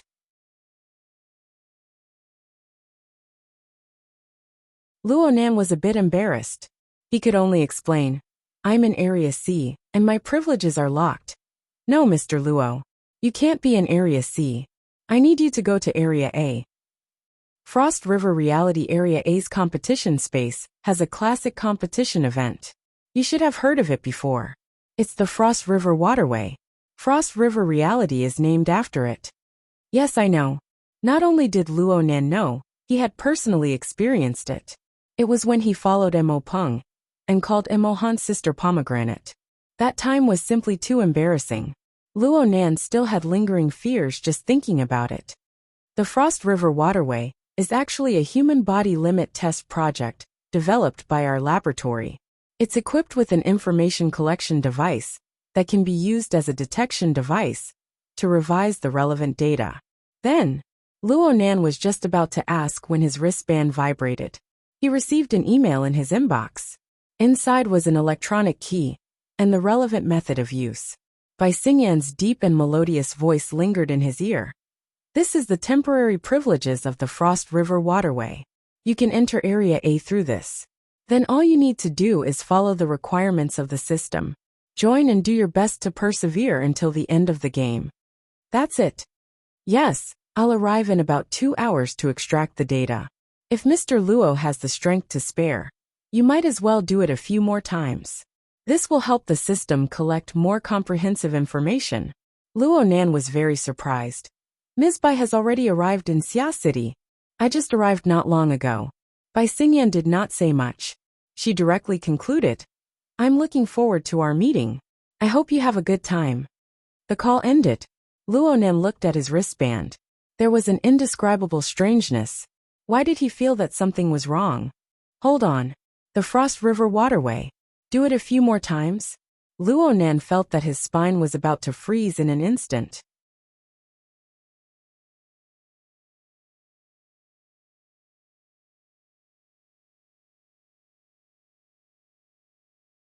Chapter 171. Luo Nan stood still. He stopped at the boundary between Area C and the guide area. Ahead was the reality area filled with AR virtual images. Through the strengthening of the external goggles, these virtual images had a bit of a cartoon flavor to them. It was hard to tell the difference between reality and illusion. Some advanced players could choose their virtual guide. From virtual idols to game heroes, there was no problem. Therefore, the area ahead suddenly became lively and clamorous. Real human figures and virtual images mixed together. It was a dazzling sight. Luo Nan talked as he walked. His speed was very slow. Mo Chio and Tian Si were already in front of him. He thought for a bit, and did not enter Area C. Instead, he used the Hexa ear to contact Bro Octopus. After a week of preparation, Octopus had already begun the research work on Luo Yuandao's psychotropic drug. Plus, he was quite ambitious. He combined Luo Nan's practical results and opened up several groups of drugs for comparative research. He really turned into an octopus, spending several days in a row in high-intensity work. His days and nights had long since turned upside down. When Luo Nan contacted him, Octopus managed to find some time to take a nap in the laboratory. He was still a bit muddle-headed when he picked up the call. But when he heard Luo Nan's description, he instantly woke up. White Salt has returned to the country. He contacted you and wants you to go to the Frost River waterway? Octopus blurted out by Xinyan's nickname. He washed his face again to clear his mind. After pondering for a while, he said, I know about the Frost River Reality Project. The government, the military, the society, as well as many financial groups and companies are all involved. Chairman Ouyang is also a technical consultant. Our psychic wave network platform actually has a transplant. Of course, it's not suitable for you. But if it's somatosensory stimulation, the corresponding danger will be greatly reduced. Frankly speaking, White Salt's plan is a bit radical. But it is very much in line with the style of Dr. Clay's School of Reconstruction. Their school relies on top-notch nerve repair technology. They are very happy to test the limits of the human body in every case. They work on these limits, combining repair and strengthening into one. There is no school that can match up to this advantage. Of course, you need to pay attention to controlling the intensity. Luo Nan roughly understood. Since Octopus said this, there shouldn't be any major problems. He thanked Octopus and hung up. He decided to follow by Xinyan's instructions. If this chapter is not finished, please turn the page. Following that, he followed the instructions on the key email and loaded the electronic key into his social authority system. He obtained temporary authority and connected to the Frozen Star system. Soon the system guidance arrived.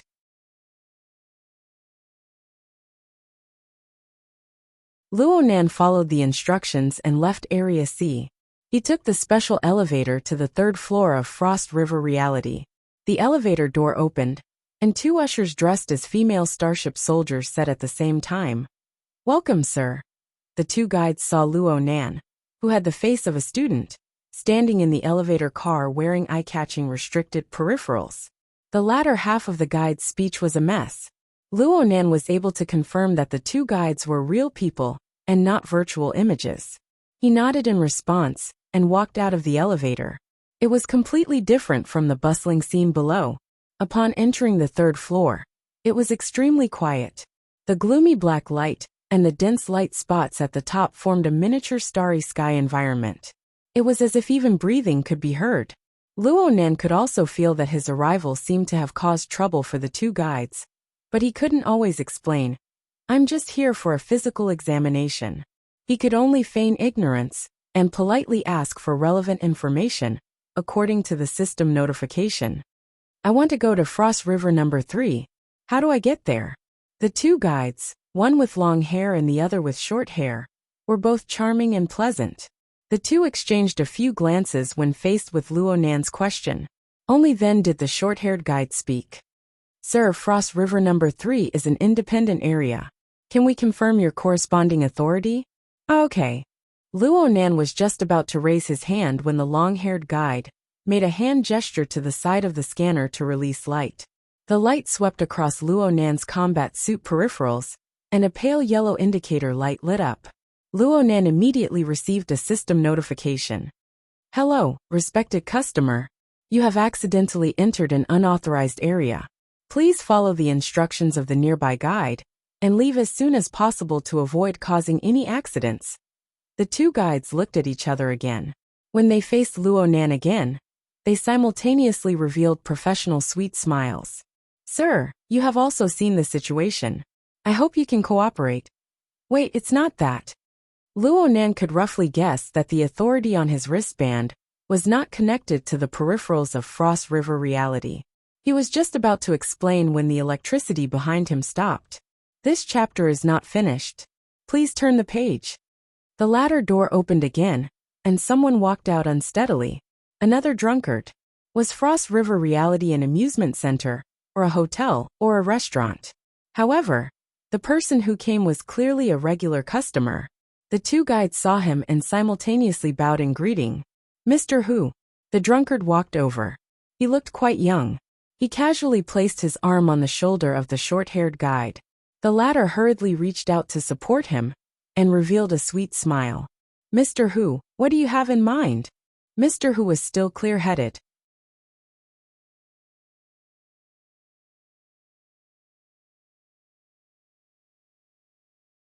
Give me a private room and an environment that can quickly hypnotize me. Let me sleep for a while. Yes, C7. These people can really drink. Okay, Mr. Hu. The short-haired guide supported Luo Nan and walked inside. She indicated to her companion to quickly solve Luo Nan's problem. Mr. Hu moved 2 steps sideways like a crab. He could not walk properly. He got closer to Luo Nan, and his drunken eyes swept over Luo Nan's face. At this moment he was stunned. He suddenly reached out to grab the goggles on Luo Nan's face. Luo Nan took half a step back and avoided the grab. He frowned. Mr. Hu. Fellow student. The two guides spoke almost at the same time, but they did not know what to say. It was clear that they could not handle this chaotic situation. Mr. Hu was about to reach out, but at this moment, there was a knock on the door. The door of a room at the end of the corridor opened, and a woman in a dark professional suit walked out. Seeing this person, the two guides seemed to have found their backbone. They called out at the same time, Manager Een. The lady also noticed the situation here and walked over. As she got closer, her appearance gradually appeared in the dim light. She looked to be in her 30s. She had a beautiful face and an elegant demeanor. Her exquisite makeup brought out the mature charm of a woman. Her gaze swept across Luo Nan and Mr. Hu's faces.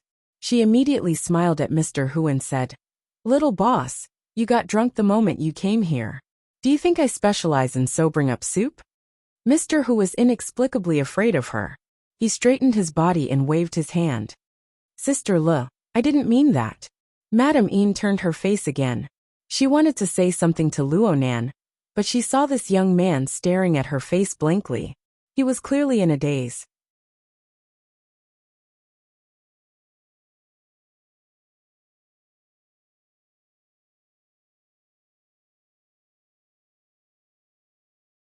Chapter 172. Kids these days. Madame Een laughed dumbly. She first asked the two guides for the results of the clearance scan. With a glance, she knew what was going on. She walked in front of the drunken Mr. Hu and separated the two of them. She said to Luo Nan, Student, this is the VIP area of Frost River reality. Judging from the clearance of your equipment, you shouldn't be here. Wait.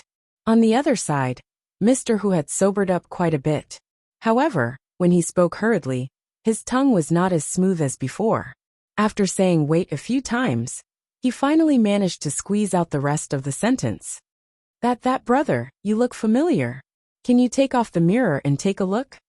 Although his words were rough, the meaning behind them was surprisingly polite. Luo Nan's heart skipped a beat. He carefully looked at Mr. Hu's face and saw that the outline of his face was a bit swollen due to excessive drinking. He actually looked a bit familiar. After thinking for a bit, he took off the goggles. With just this one movement, a piece of information suddenly popped up in the corner of his memory. Senior Hu. Aha, Luo Nan Junior Nan. Mr. Hu shook off the guide's support and came forward to give Luo Nan a hug. Luo Nan could not avoid it for fear that he would not be able to hold on and fall to the ground. Yes, Luo Nan remembered now. This Mr. who was the one who had brought the construction society, Yin Yonghua's lawyer, and a bunch of other people to Gear last week. He was the student council cadre who had come to visit. He was Xie Junping's best friend. Xie Junping called him Hu Saner.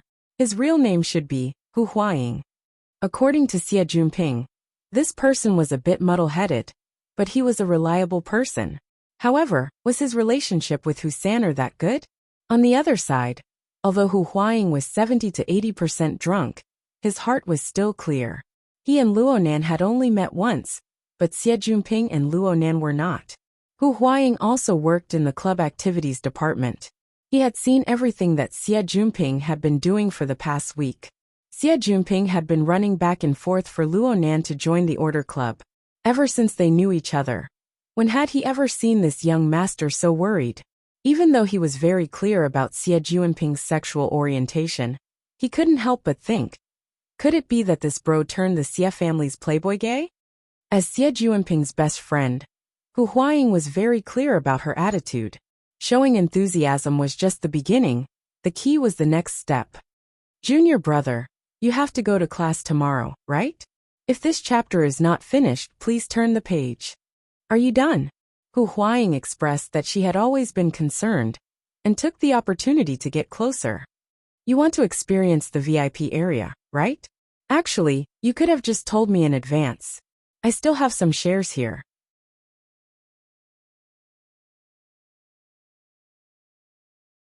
She lowered her voice and raised her voice. Of course, there's also manager Yin Le. Junping and I call her sister. She's always taking care of us. Sister Le, this is my junior Luo Nan. He's very close to Junping. Luo Nan? Yin Le stared at Luo Nan. The latter lowered his eyelids, looking a little introverted. He called out softly, Sister Le? Hu Huaying saw that Luo Nan was too introverted, and was afraid that he would feel awkward. She laughed. I made a mistake today. No matter what, since I'm here, I'll let junior brother stay in the same room as me. I'm just going to sleep anyway. Luo Nan opened his mouth, but didn't say anything. His gaze returned to Yin Li's face, and he couldn't look away. Yin Li smiled faintly. Her gaze swept past Hu Huaying and Luo Nan. I still have to give face to the little boss. Sister Li, you're magnanimous. Hu Huaying laughed and pulled Luo Nan to thank Yin Li. Luo Nan said, Thank you, Sister Le. His eyelids lowered again. At this time, Yin Li sighed helplessly. Luo Nan, I'll call you Brother Nan.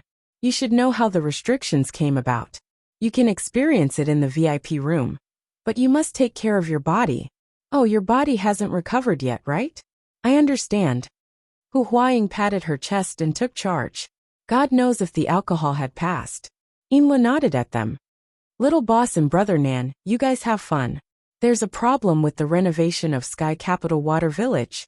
I'll go take a look. Hu Huaying laughed. Once the branch opens, it'll be your territory once you leave the school gate.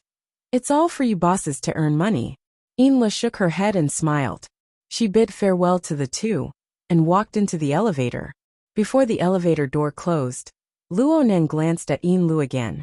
However, he was caught by Yin Li. This female manager, who had an extremely outstanding appearance and style, gave Luo Nan another smile. She gently waved her hand, bidding him farewell. Then, the two guides picked the rooms, and led Hu Huaying and Luo Nan to the inner part of the VIP area. According to Hu Huaying's introduction, the overall structure of the VIP area was distributed like a swarm. They were all separated luxurious rooms. Everything in the gaming area below could be found here. This chapter is not finished. Please continue. And it would only be more exquisite. The VIP rooms were like the private rooms below. However, the gaming area was integrated into it. There was also a scanning area in the room. Under the guidance of the two guides, Luo Nan re-entered this area and started scanning again. This time, all the permissions were unlocked, and a new set of peripheral equipment was sent over. The two guides had gone through professional training. They stepped forward and helped Luo Nan put on the combat suit and take care of the equipment. Ever since Luo Nan could remember, he had never received the treatment of having someone help him dress.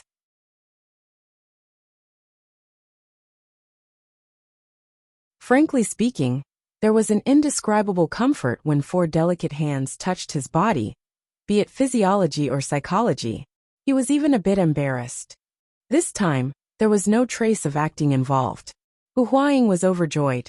She kept egging Luo Nan on, wanting to see the world in chaos. The short-haired guide was very courageous.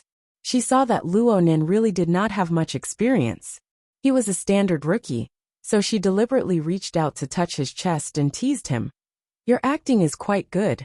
You even called yourself Frost River number 3. You scared us. Luo Nan's heart skipped a beat. He whispered in a hoarse voice, Can you not tell Manager Ian about this? It's embarrassing. We're not that talkative. As she spoke, the short-haired guide seemed to have thought of something. She turned her head and muttered to her companion.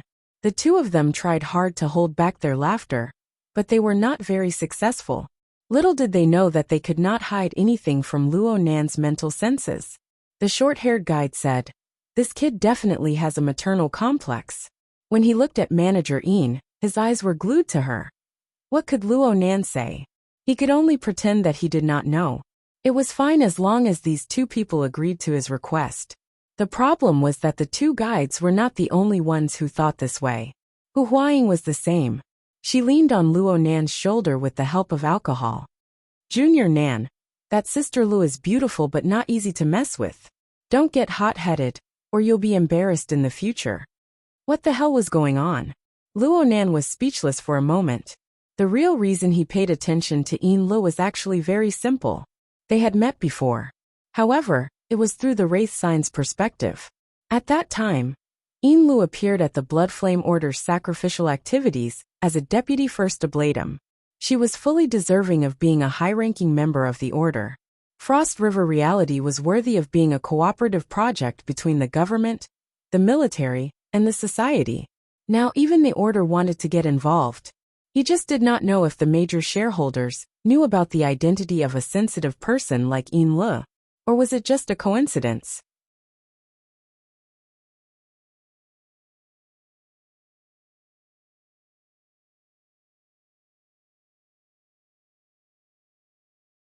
Chapter 173. Hu Huaying was still chattering away. Sister Lu is a talent in both technology and management. She was poached by the company at a high price. Apparently, she has a very powerful background. It's not like no one has tried to get her before. But they all ended up in disgrace. Luo Nan could more or less obtain some information about Ian Lu from Hu Huaying's chatter. This was in contrast to what he learned from the Wraith Sign. However, Hu Huaying quickly diverted the topic.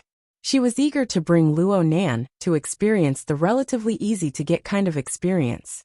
Luo Nan's response to this was to wear a special tactical helmet peripheral to block out all of the outside world's messy information. The default option of the tactical helmet was augmented reality. The interior of the VIP arena room was designed to look like a starship. Coupled with a bit of AR technology, it was a pretty good immersive experience. However, Luo Nan soon lost his cool. The tactical helmet was gradually affecting his 5 senses to help him further enhance the experience. However, it was precisely this influence that stimulated Luo Nan's mental senses. Under the circumstances where his 5 senses were confused, his all-encompassing senses began to take over everything. Illusory and real scenes intertwined. In the end, the real side still prevailed. Under the clairvoyance of his mental senses, the light and shadow effects were revealed one by one. There was no longer any reality to speak of. Luo Nan felt a bit helpless. This was an unexpected trouble. If this trend continued, he would probably be cut off from virtual reality in the future. Hu Huaying and the two guides were absolutely unable to understand Luo Nan's feelings.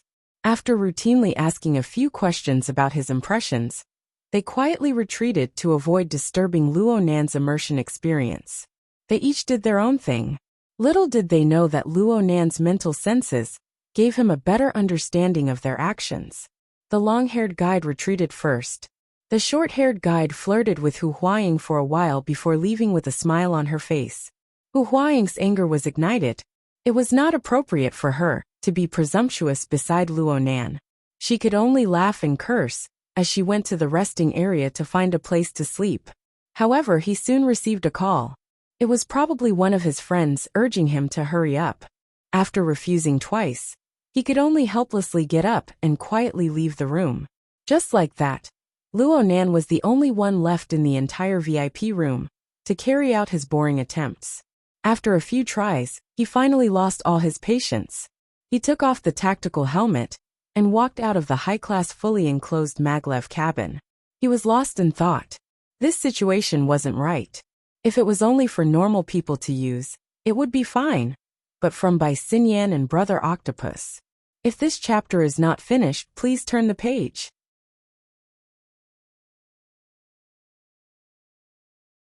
It was obvious that the association was involved in this project.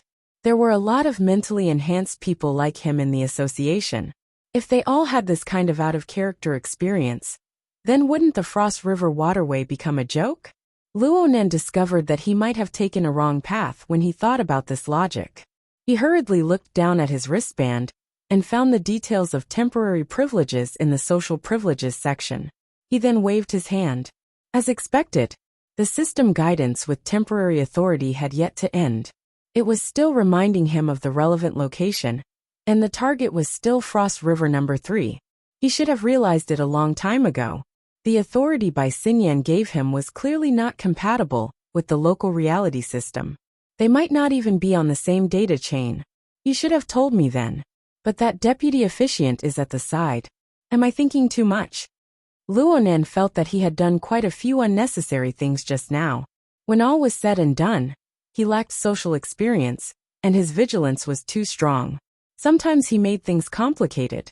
He thought about how he had asked the two guides to keep it a secret not too long ago. Now that he had to ask them for help, it was inevitable that he would be embarrassed again. Luo Nan could not go back to the past. He could only shake his head and walk out with his tactical helmet between his legs. Just as he walked out of the door, he remembered that there was actually a call service in the VIP room. He rolled his eyes at the sky. But at this time, the system guidance on his wristband came. It showed that the Frost River number 3 he had been searching for a long time had entered the signal link range. Do you want to activate it? Luo Nan was dumbfounded. Then he chose yes. There was a soft sound.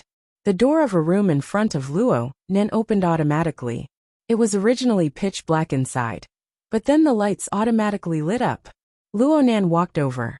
After he entered, the door closed automatically, isolating the inside from the outside. He felt quite emotional for a moment. He had originally come to examine his body openly. How did he end up doing it sneakily in a moment of carelessness? When the door closed, his wristband clearly vibrated, realizing the data link. The system guidance was fully activated. A very classic virtual image of a female. In any case, it was the type that Luo Nan found familiar. It was projected before his eyes. Hello, Explorer Luo Nan. Welcome to a brand new adventure. I am your guide, Nina. According to the rules of the adventure manual, please enter the scanning area and equip yourself with the appropriate equipment. The scene guidance started just like that. Luo Nan confirmed that it seemed that this room, or perhaps the permission given to him by Xinyan, directly locked the game project. It did not give him the opportunity to choose.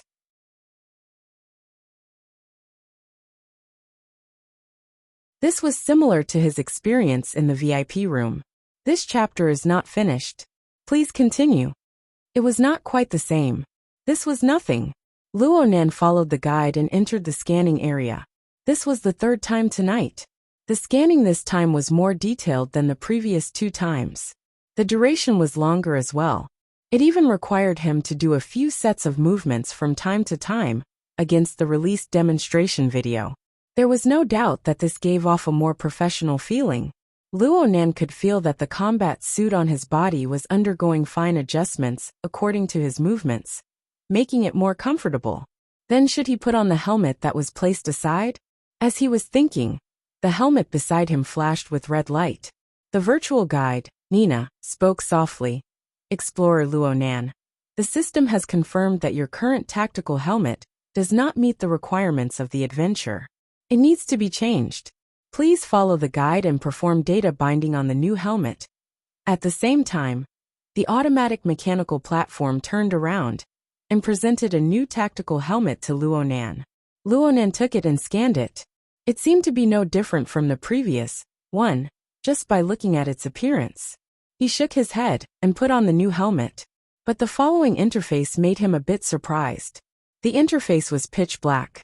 There was only a silver-white dot of light in front of him. The system guidance asked him to focus his attention on the dot of light. Luonan naturally did as he was told. Next, the dot of light split up.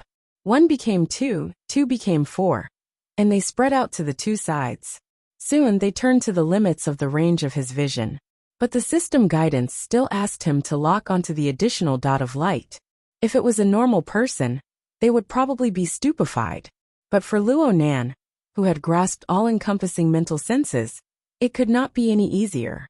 Very naturally, he entered the level of mental senses from the basic visual senses. That's right, this was a special guide for ability users. Luonan suddenly realized. The dot of light split up into 360 dots. They covered the front, back, left, right, up, down, and so on. Luonan locked onto them one by one. Then all the dots of light converged into one. They were located right above the top of his head and pressed into his skull. Luonan's mental senses automatically cut inwards. Suddenly, countless lights and shadows appeared before his eyes. They interweaved with each other. After stabilizing, Luonan discovered that he had already entered the interior of a starship. The door that had just opened was in front of him. A metal-constructed corridor extended forward. Luonan hesitated for a moment before extending his hand to touch the opened alloy door. He saw that he was wearing a glove on his hand. The hard touch of the glove was fed back to him in an incomparably real way.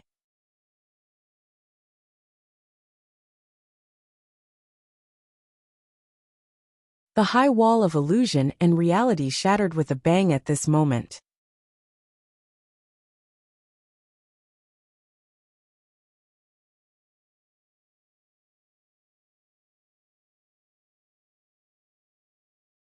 Chapter 174. On the east coast of Xia City, there was a dangerous section of the Huanhai Highway. Beyond the guardrail of the highway was a cliff. Under the dark sky, the fine rain was like mist, erasing the boundary between the cliff and the sky. This Huanhai Highway was the first-class highway to be paved with magnetic pavement. In the beginning, it was used as a technical practice. Later, because of its status as a classic, it gradually became the preferred choice for street racers. Although the weather was bad, the thrill-seeking racers did not mind. Sports cars sped along the highway one after another. With the help of the maglev system, they easily reached speeds of over 300 kilometers per hour.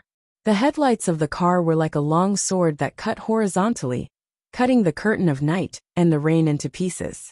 They also made the cliff glisten and stand out from the hazy sea and sky. Bai Xingyan stood at the top of the cliff, looking at the staircase road that extended into the distance. The cars racing on the road were like fireflies moving in the opposite direction, gradually becoming indistinguishable in the curtain of rain. Xia City is still the same. There's no difference between it and Luoyang City. Faced with the harsh environment after the war, it was difficult to maintain the cultural characteristics of a large metropolitan area that was built in a hurry. A high degree of homogeneity was inevitable. It was precisely in such a boring jungle of steel that the seemingly turbulent, but actually monotonous structure of human nature was created. Because of this, every gifted type is worthy of special treatment, from the perspective of species diversity. Bai Xingyan had her hands in the pockets of her windbreaker. She faced the sea breeze and took a step forward. The fluttering raindrops condensed into fine ice crystals under her feet, carrying her body. Just like this, it condensed, shattered, and solidified, forming a faintly discernible ice crystal staircase. She crossed over the multi-layered road and arrived at the bottom of the cliff. There was no trace of the void behind her. Right now, Bai Xingyan was standing on a protruding platform about 10 meters above sea level. It was big enough for two people to stand on. On the inside of the platform, there was a recess of more than 3 meters deep and nearly 2 meters high. Traces of artificial excavation could be seen. Bai Xingyan didn't go in. She looked around and saw that there was an open waterproof metal box inside. Women's clothes were scattered messily on top of it, already soaked by the drizzle that blew in. How many years has it been since I've changed my casual lifestyle? Bai Xingyan looked away and stood on the platform, facing the sea.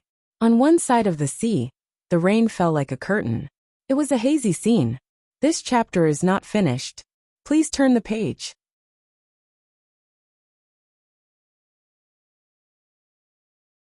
The wind and rain blew against her windbreaker, making it flutter loudly, but it didn't make her feel the slightest bit wet. Below her, among the jagged rocks, the tide was rising. Thick white foam floated on the blurry outline of the tide, swaying back and forth. Bai Xingyan gazed at the surface of the sea. After a moment, the corners of her lips curled up. The rain that fell around her once again turned into fine ice crystals. They fell onto the rocks in the tide with a rustling sound. In the time it took to take 2 or 3 breaths, the constantly swaying white foam of the tide had turned into all sorts of strange ice crystals. And the chill was still seeping into the seawater. Very soon, the reef and the half-frozen tide formed a twisted silhouette that looked like the face of a ferocious ghost. 1, Bai thought. Bai. He counted to 3. Suddenly, amidst the sound of the wind and the waves, there was a clanging sound that spread far and wide. The ghost's face, on the surface of the sea, suddenly tore open. Correspondingly, the reef cracked and the seawater split. A slender figure broke out of the water from the middle of the crack and screamed, "Frozen, frozen to death, frozen to death!" Zhang Yingying rushed out of the water. Her tight-fitting diving suit with red and black stripes showed off her good figure, but there was a layer of floating ice on her. Her loose hair was also covered with ice beads, messy and lacking in layers, which made her look a bit awkward. Her bare feet stepped on the slippery rock wall, and with a leap, she flew onto the platform. The sharp aura around her body had yet to dissipate, and as she cut through the curtain of rain, there was a hissing sound. On the platform, Bai Xingyan did not dodge. Instead, she smiled and opened her arms wide to embrace the figure that was charging at her. The camel-colored windbreaker was flipped up and covered both of them. Ah, white salt, white salt! Zhang Yingying was so excited that she wanted to roll around in Bai Xingyan's arms and rub off the ice droplets. Bai Xingyan, on the other hand, did not seem to care at all. She hugged the young girl in her arms tightly, and her chin rested on her hair that was covered in ice beads. She did not say anything, but she continued to smile. The excitement of meeting an old friend finally died down a little. Zhang Yingying put some distance between them. When she saw Bai Xingyan's face, she couldn't help but take a few bites. Aha! You haven't changed at all.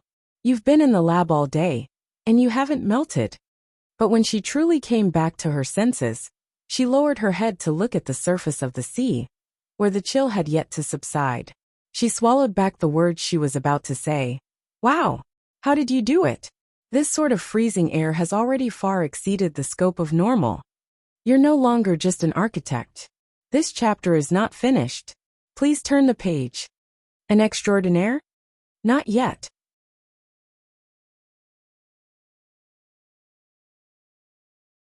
It's just a little trick. It's not the same as your white rainbow. But I haven't seen you for 3 years, and you've suddenly become very serious in your training. Zhang Yingying rolled her pretty eyes. Yeah. I'm making a fool of myself. I still want face. Do you? Bai Xingyan used her cheek to lightly rub against the young girl's delicate and slightly cool cheek. Zhang Yingying giggled. Then she asked Bai Xingyan about her plans. This time we're in Xia City. We're going to be at least a month. How are we going to arrange our schedule? How about you live with me? We'll go play to our heart's content every day. I'm going to see the boss tomorrow morning. Then I'll deal with other matters. I also have an appointment tonight, but it's just a formality. Bai Xingyan's wristband vibrated as she spoke. She glanced at it and nodded slightly. The society has dug up quite a few new people in recent years. This scout is pretty good. Scout? Oh right. That fellow is your patient. Zhang Yingying's eyeballs swiveled. A few thoughts floated to the surface. Bai Xingyan saw this and knew that this scout was already registered with Zhang Yingying. She took the opportunity to understand the situation. The precision of this person's senses is very impressive. It's the precision direction, but it's closer to the microscopic. Why does he have the nickname Scout? This person, he really does have some talent. Zhang Yingying blinked. She was a bit baffled. You guys haven't met yet, right? How can you tell? I rely on my skills. Bai Xinyan shook her wrist, letting the data on her wristband be mapped out. Zhang Yingying could only understand a part of it, but she grasped the key information. Frost River Waterway. That fellow's nerves are damaged, and he hasn't even awakened yet. Can he hold on? TSK. Is there a need to torment him like this? Bai Xinyan smiled. When a patient receives treatment, he has to walk with two legs. One is confidence, and the other is obedience. Right now, I'm just strengthening the latter element. Zhang Yingying had a baffled expression. That fellow can be a bit jumpy at times. But he hasn't started yet, right? Yeah. He's not being disobedient. I just want to make him more obedient. Oh, pervert.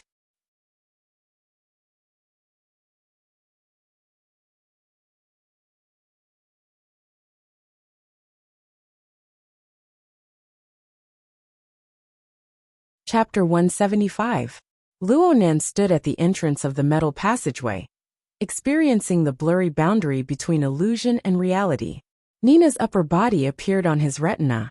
Explorer Luonan, you need to make a short jump in order to infiltrate the planet's defensive perimeter. Please enter the jump pod. This scenario seemed familiar. The last time he was tricked into coming here by a Mohan, it was more or less the same.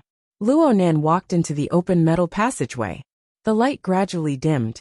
At the end of the passageway, the operating console flickered with light. He could see the stars in the depths of space through the circular window. Behind the operating console was a classic high-back starship chair. Luonan walked over and sat down. Through Nina's guidance, he adjusted the equipment on the operating console one by one and revised the parameters. All of this was done to help the player adapt to the virtual environment, to minimize the influence of reality to the greatest extent. Luonan used his picky eyes to inspect the feeling of his fingertips, the changes in lighting, and the shifting of angles, but it was hard to find any obvious flaws.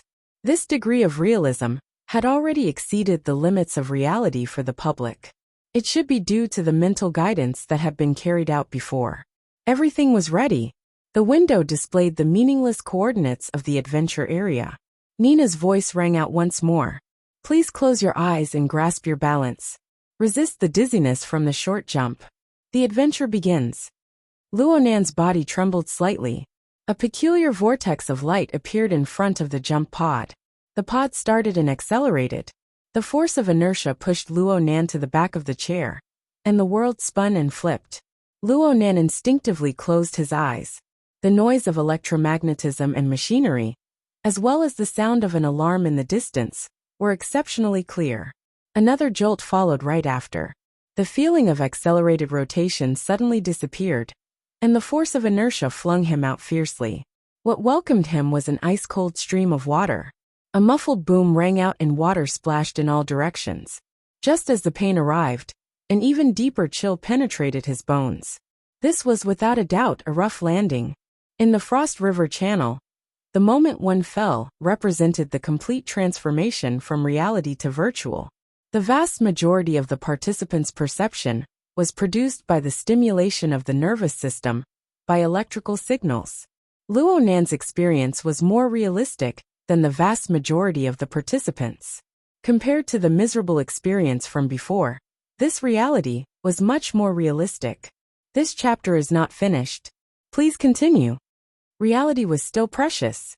He opened his eyes and stood up from the water. His surroundings were still pitch black, but there was a faint light flickering at the edge of his vision.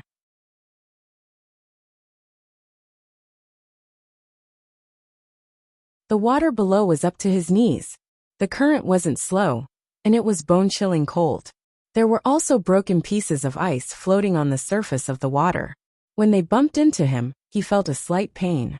At this moment, the communication device on his collar vibrated slightly. Nina's slightly urgent voice rang out, mixed with some chaotic background noise, continuing to make the environment more real. Explorer Luonan, you've just experienced a failed short-range jump. Your combat uniform is damaged to a certain degree. Please take note of the relevant report. For now, please investigate the surrounding situation and send back the relevant information so that we can guide the next step. Before he could finish his sentence, a rustling noise came from the communicator. A strange voice said, "Welcome to the Frost River Bar. Please follow the waterway all the way. We have prepared wine for our guests to warm up." Nina's voice cut in again. "It seems that there are other people here. You can go on an unplanned adventure. Please take note. From the information sent back, the water of the waterway has been mixed with a strange substance. The water temperature has already reached below freezing point. Please move your body to avoid freezing." From this moment on, the challenge of the Frost River waterway began.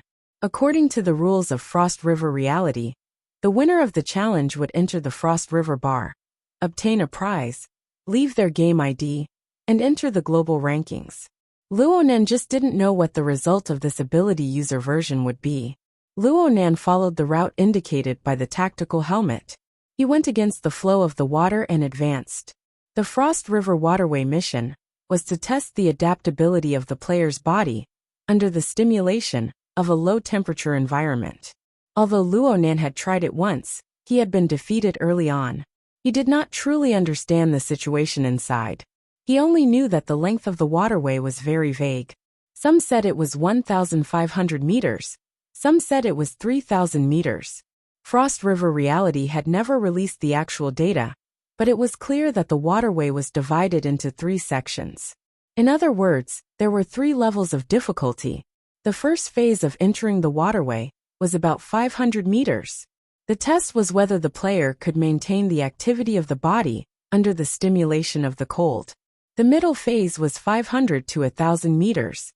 It involved techniques such as holding one's breath, diving, underwater recognition, and so on. As for the final phase, the length was not determined. This chapter is not finished. Please turn the page. It involved extremely high-level techniques. It was a test for professional extreme survivalists. Last time, Luonan was only able to persist for 100 meters. He could not endure it, and was kicked into protective mode. His result was quite embarrassing.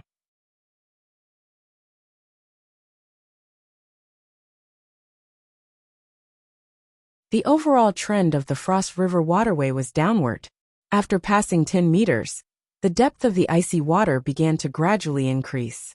Soon it reached his waist. The icy water flowed with a gurgling sound.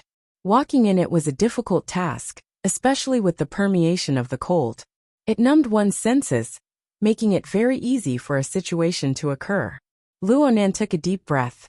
Back when he walked in the Frost River waterway, he lost all feeling in his lower body the instant the icy water reached his waist. This time, it seemed to be more or less the same. This had nothing to do with the quality of the body. Instead, it was highly related to the sensitivity of the nervous system. The only difference was that Luonan was a bit muddle-headed last time. He was very sensitive to stimulation, but he did not know where his sensitivity came from. Right now, he could clearly feel that external stimulation acted on the cold receptors of his skin, forming nerve impulses that entered his central nervous system. They were conducted all the way to the temperature regulation center of his hypothalamus.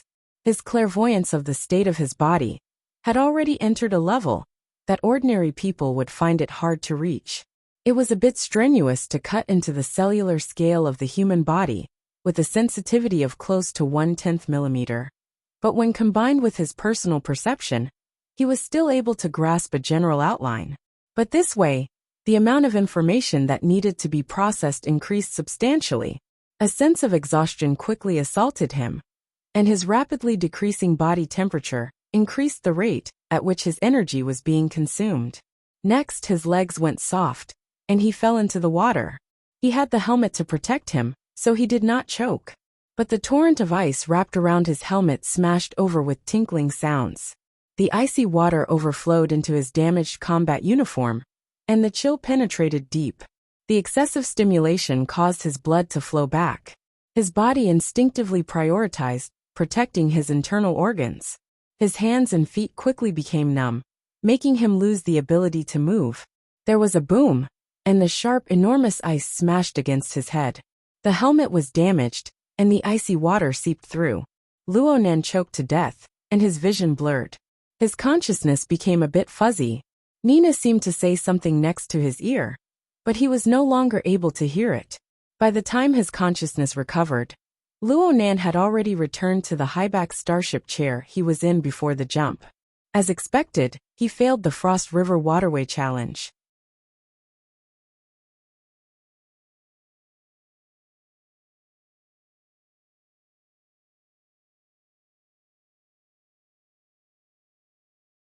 Chapter 176. Luo Nan leaned against the back of the chair. His hands and feet were powerless for a time. His body needed a certain amount of time to adjust to the changes in the external stimuli. Right now, a hologram was erected in front of him. The central region was a playback of the video. It displayed the details of his actions in the Frost River waterway from multiple perspectives. There was no need to elaborate on his sorry state. All sorts of data appeared around the playback. Many of them were specialized terms. Luo Nan didn't really understand them. Even if he understood, it was hard to understand a project that had been completely digitized. He didn't know what level it represented, whether it was good or bad, due to the lack of comparison. Luckily, he discovered that there was a rather shallow conclusion at the lower center of the hologram. The challenger's body is weak, but he possesses outstanding sensory precision. He is a precision-oriented, mentally enhanced. However, he lacks the corresponding information processing skills. He lacks control over his body. He remains in the instinctive stage. Information processing skills? Control? Luo Nan recalled the experience he had just experienced. He had received a lot of information, but that was all. All of his nerve impulses and related reactions were still carried out according to his body's functions. They were carried out step by step. There really wasn't much control. He was quite convinced by this evaluation. Obtaining information was one thing, but processing and controlling it was another. Luo Nan knew that the temperature control center of the human body was located in the hypothalamus. He also knew the relationship between the relevant control areas and the type and nature of the neurotransmitters secreted. He also possessed the corresponding soul strength. It was enough to interfere with the material plane and give sufficient stimulation to the corresponding nervous tissues. But he really didn't know what to do if he let Luo Nan control it. This wasn't something that could be realized with just a thought. If he really did it, what would be the priority? It must be known that the hypothalamus was an important area for regulating the internal organs and endocrine activity. If the stimulation was inappropriate, it wouldn't just be a matter of losing the challenge. He might even play himself to death on the spot. Luo Nan sighed.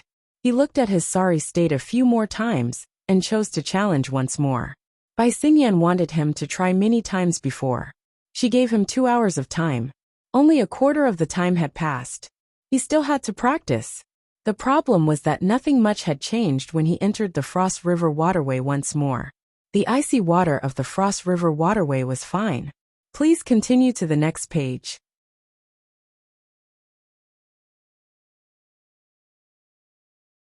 What gave Luo Nan a headache was the rapid flow of water and the enormous chunks of ice that came crashing down from time to time, as well as other debris.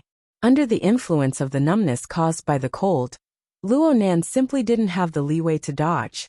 He could only fail again and again. Luo Nan's dispirited thoughts were accumulating. He wasn't afraid of failure, but he was very vexed by the feeling of powerlessness that came from being unable to fix his own problems. He had practiced a few times, but he collapsed in the first 500 meters every time. It was the same problem every time. What was the point of trying again? The accumulated emotions had already caused his soul strength to go a bit out of control. Luo Nan simply chose to withdraw. The sealed magnetic cabin opened, and the luxurious high-back chair was restored. Luo Nan sat on the chair and was stunned for a moment. He smashed the armrest heavily and ignored the system notification. He took off his helmet and prepared to take a good breath. But the moment he took off his helmet, all the indicator lights around the high-back chair he was sitting on went off. The guide Nina disappeared, but the lights in the room lit up. The atmosphere of business was completely destroyed. His wristband vibrated again, and the system prompted, "You have voluntarily exited the system. Temporary authority has been turned off." Luo Nan was stupefied. He looked at his watch again. Not even half of the 2-hour time limit had passed. He just wanted to take a breather. Who would have thought that the system would turn off so simply? This kind of authority was really too much of a scam. Looking at it from another angle, that Ms. Bai probably didn't plan on giving people the option to rest midway. From the looks of it, that person's temperament wasn't that easy to deal with. Luo Nan's heart spontaneously gave birth to vigilance. He was like a mischievous student facing a strict teacher. And very unfortunately, he did a terrible job on the first assignment that this teacher assigned. His first impression of her had probably been completely destroyed. Luo Nan was a bit troubled, but it was too late for regrets now. The temporary authority had failed, and the illuminated lights revealed a sense of alienation. He could only leave. At this time, the automated mechanical platform rotated to his side. This meant that he had to leave the special tactical helmet behind. Luo Nan was a bit reluctant to part with the helmet when he thought about the difference in experience. This made the regret in his heart grow a step further. Luo Nan hesitated for a moment. He didn't return it for the time being. Instead, he walked back to the scanning area and picked up the other helmet that was placed there. He grabbed one helmet in each hand. "This chapter isn't finished. Please turn the page." He waved his hands. On the surface, there was really no difference between the two.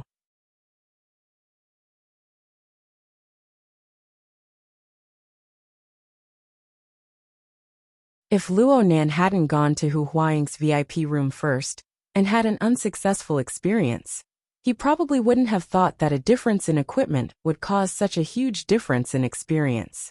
But since he had already found the problem, why not continue to put in a bit of effort and thoroughly figure out what the difference was between the two helmets? Luo Nan couldn't restrain his curiosity. He adjusted the precision of his senses, and his soul strength penetrated the interior of the helmet. He knew nothing about the field of precision electronics, but the design and structure of the two helmets were practically the same. This gave him a standard of reference. With this comparison, there were some results. Luo Nan followed his mental senses to compare one area after another. Soon, he discovered that there was a compartment on the helmet of Frost River No. 3 that was roughly stuck to the top of the helmet. There was a chipset installed there. The helmet brought out from Hu Huaying's VIP room also had a similar compartment, but it didn't have a chipset. Clearly this was where the difference lay. Luo Nan put on the tactical helmet once more, and his consciousness cut in. Right now there was no system guidance, but the more it was like this, the more fundamental things could appear. He noticed the energy and information roaming within the chip while it was in a charged state. Looking at the material structure, the scale of the energy and information was several orders of magnitude smaller than the cells of the human body. However, the soul's sensitivity towards energy and information was clearly higher. It didn't need to interfere with the material plane to be able to perceive and read the information with relative clarity. Luo Nan was able to detect that the chipset within the helmet of Frost River No. 3 was processing energy and information. It was a very familiar structure. It was extremely familiar. Luo Nan thought back a bit and determined the source of this familiar feeling. Jack, the dynamo core, the Tower of Babel. Yes, the operating form of energy and information within the chipset was relatively crude and rigid. However, the mode of exchange and transformation of information was undoubtedly the Tower of Babel structure that Jack had displayed that night. A certain segment. Even if it was transplanted into the chip, the operating mode of energy and information was essentially the same. This was really unexpected. You're tuning in to the Journey of the Soul YouTube channel. Don't forget to subscribe and join us on this journey to catch the most captivating stories.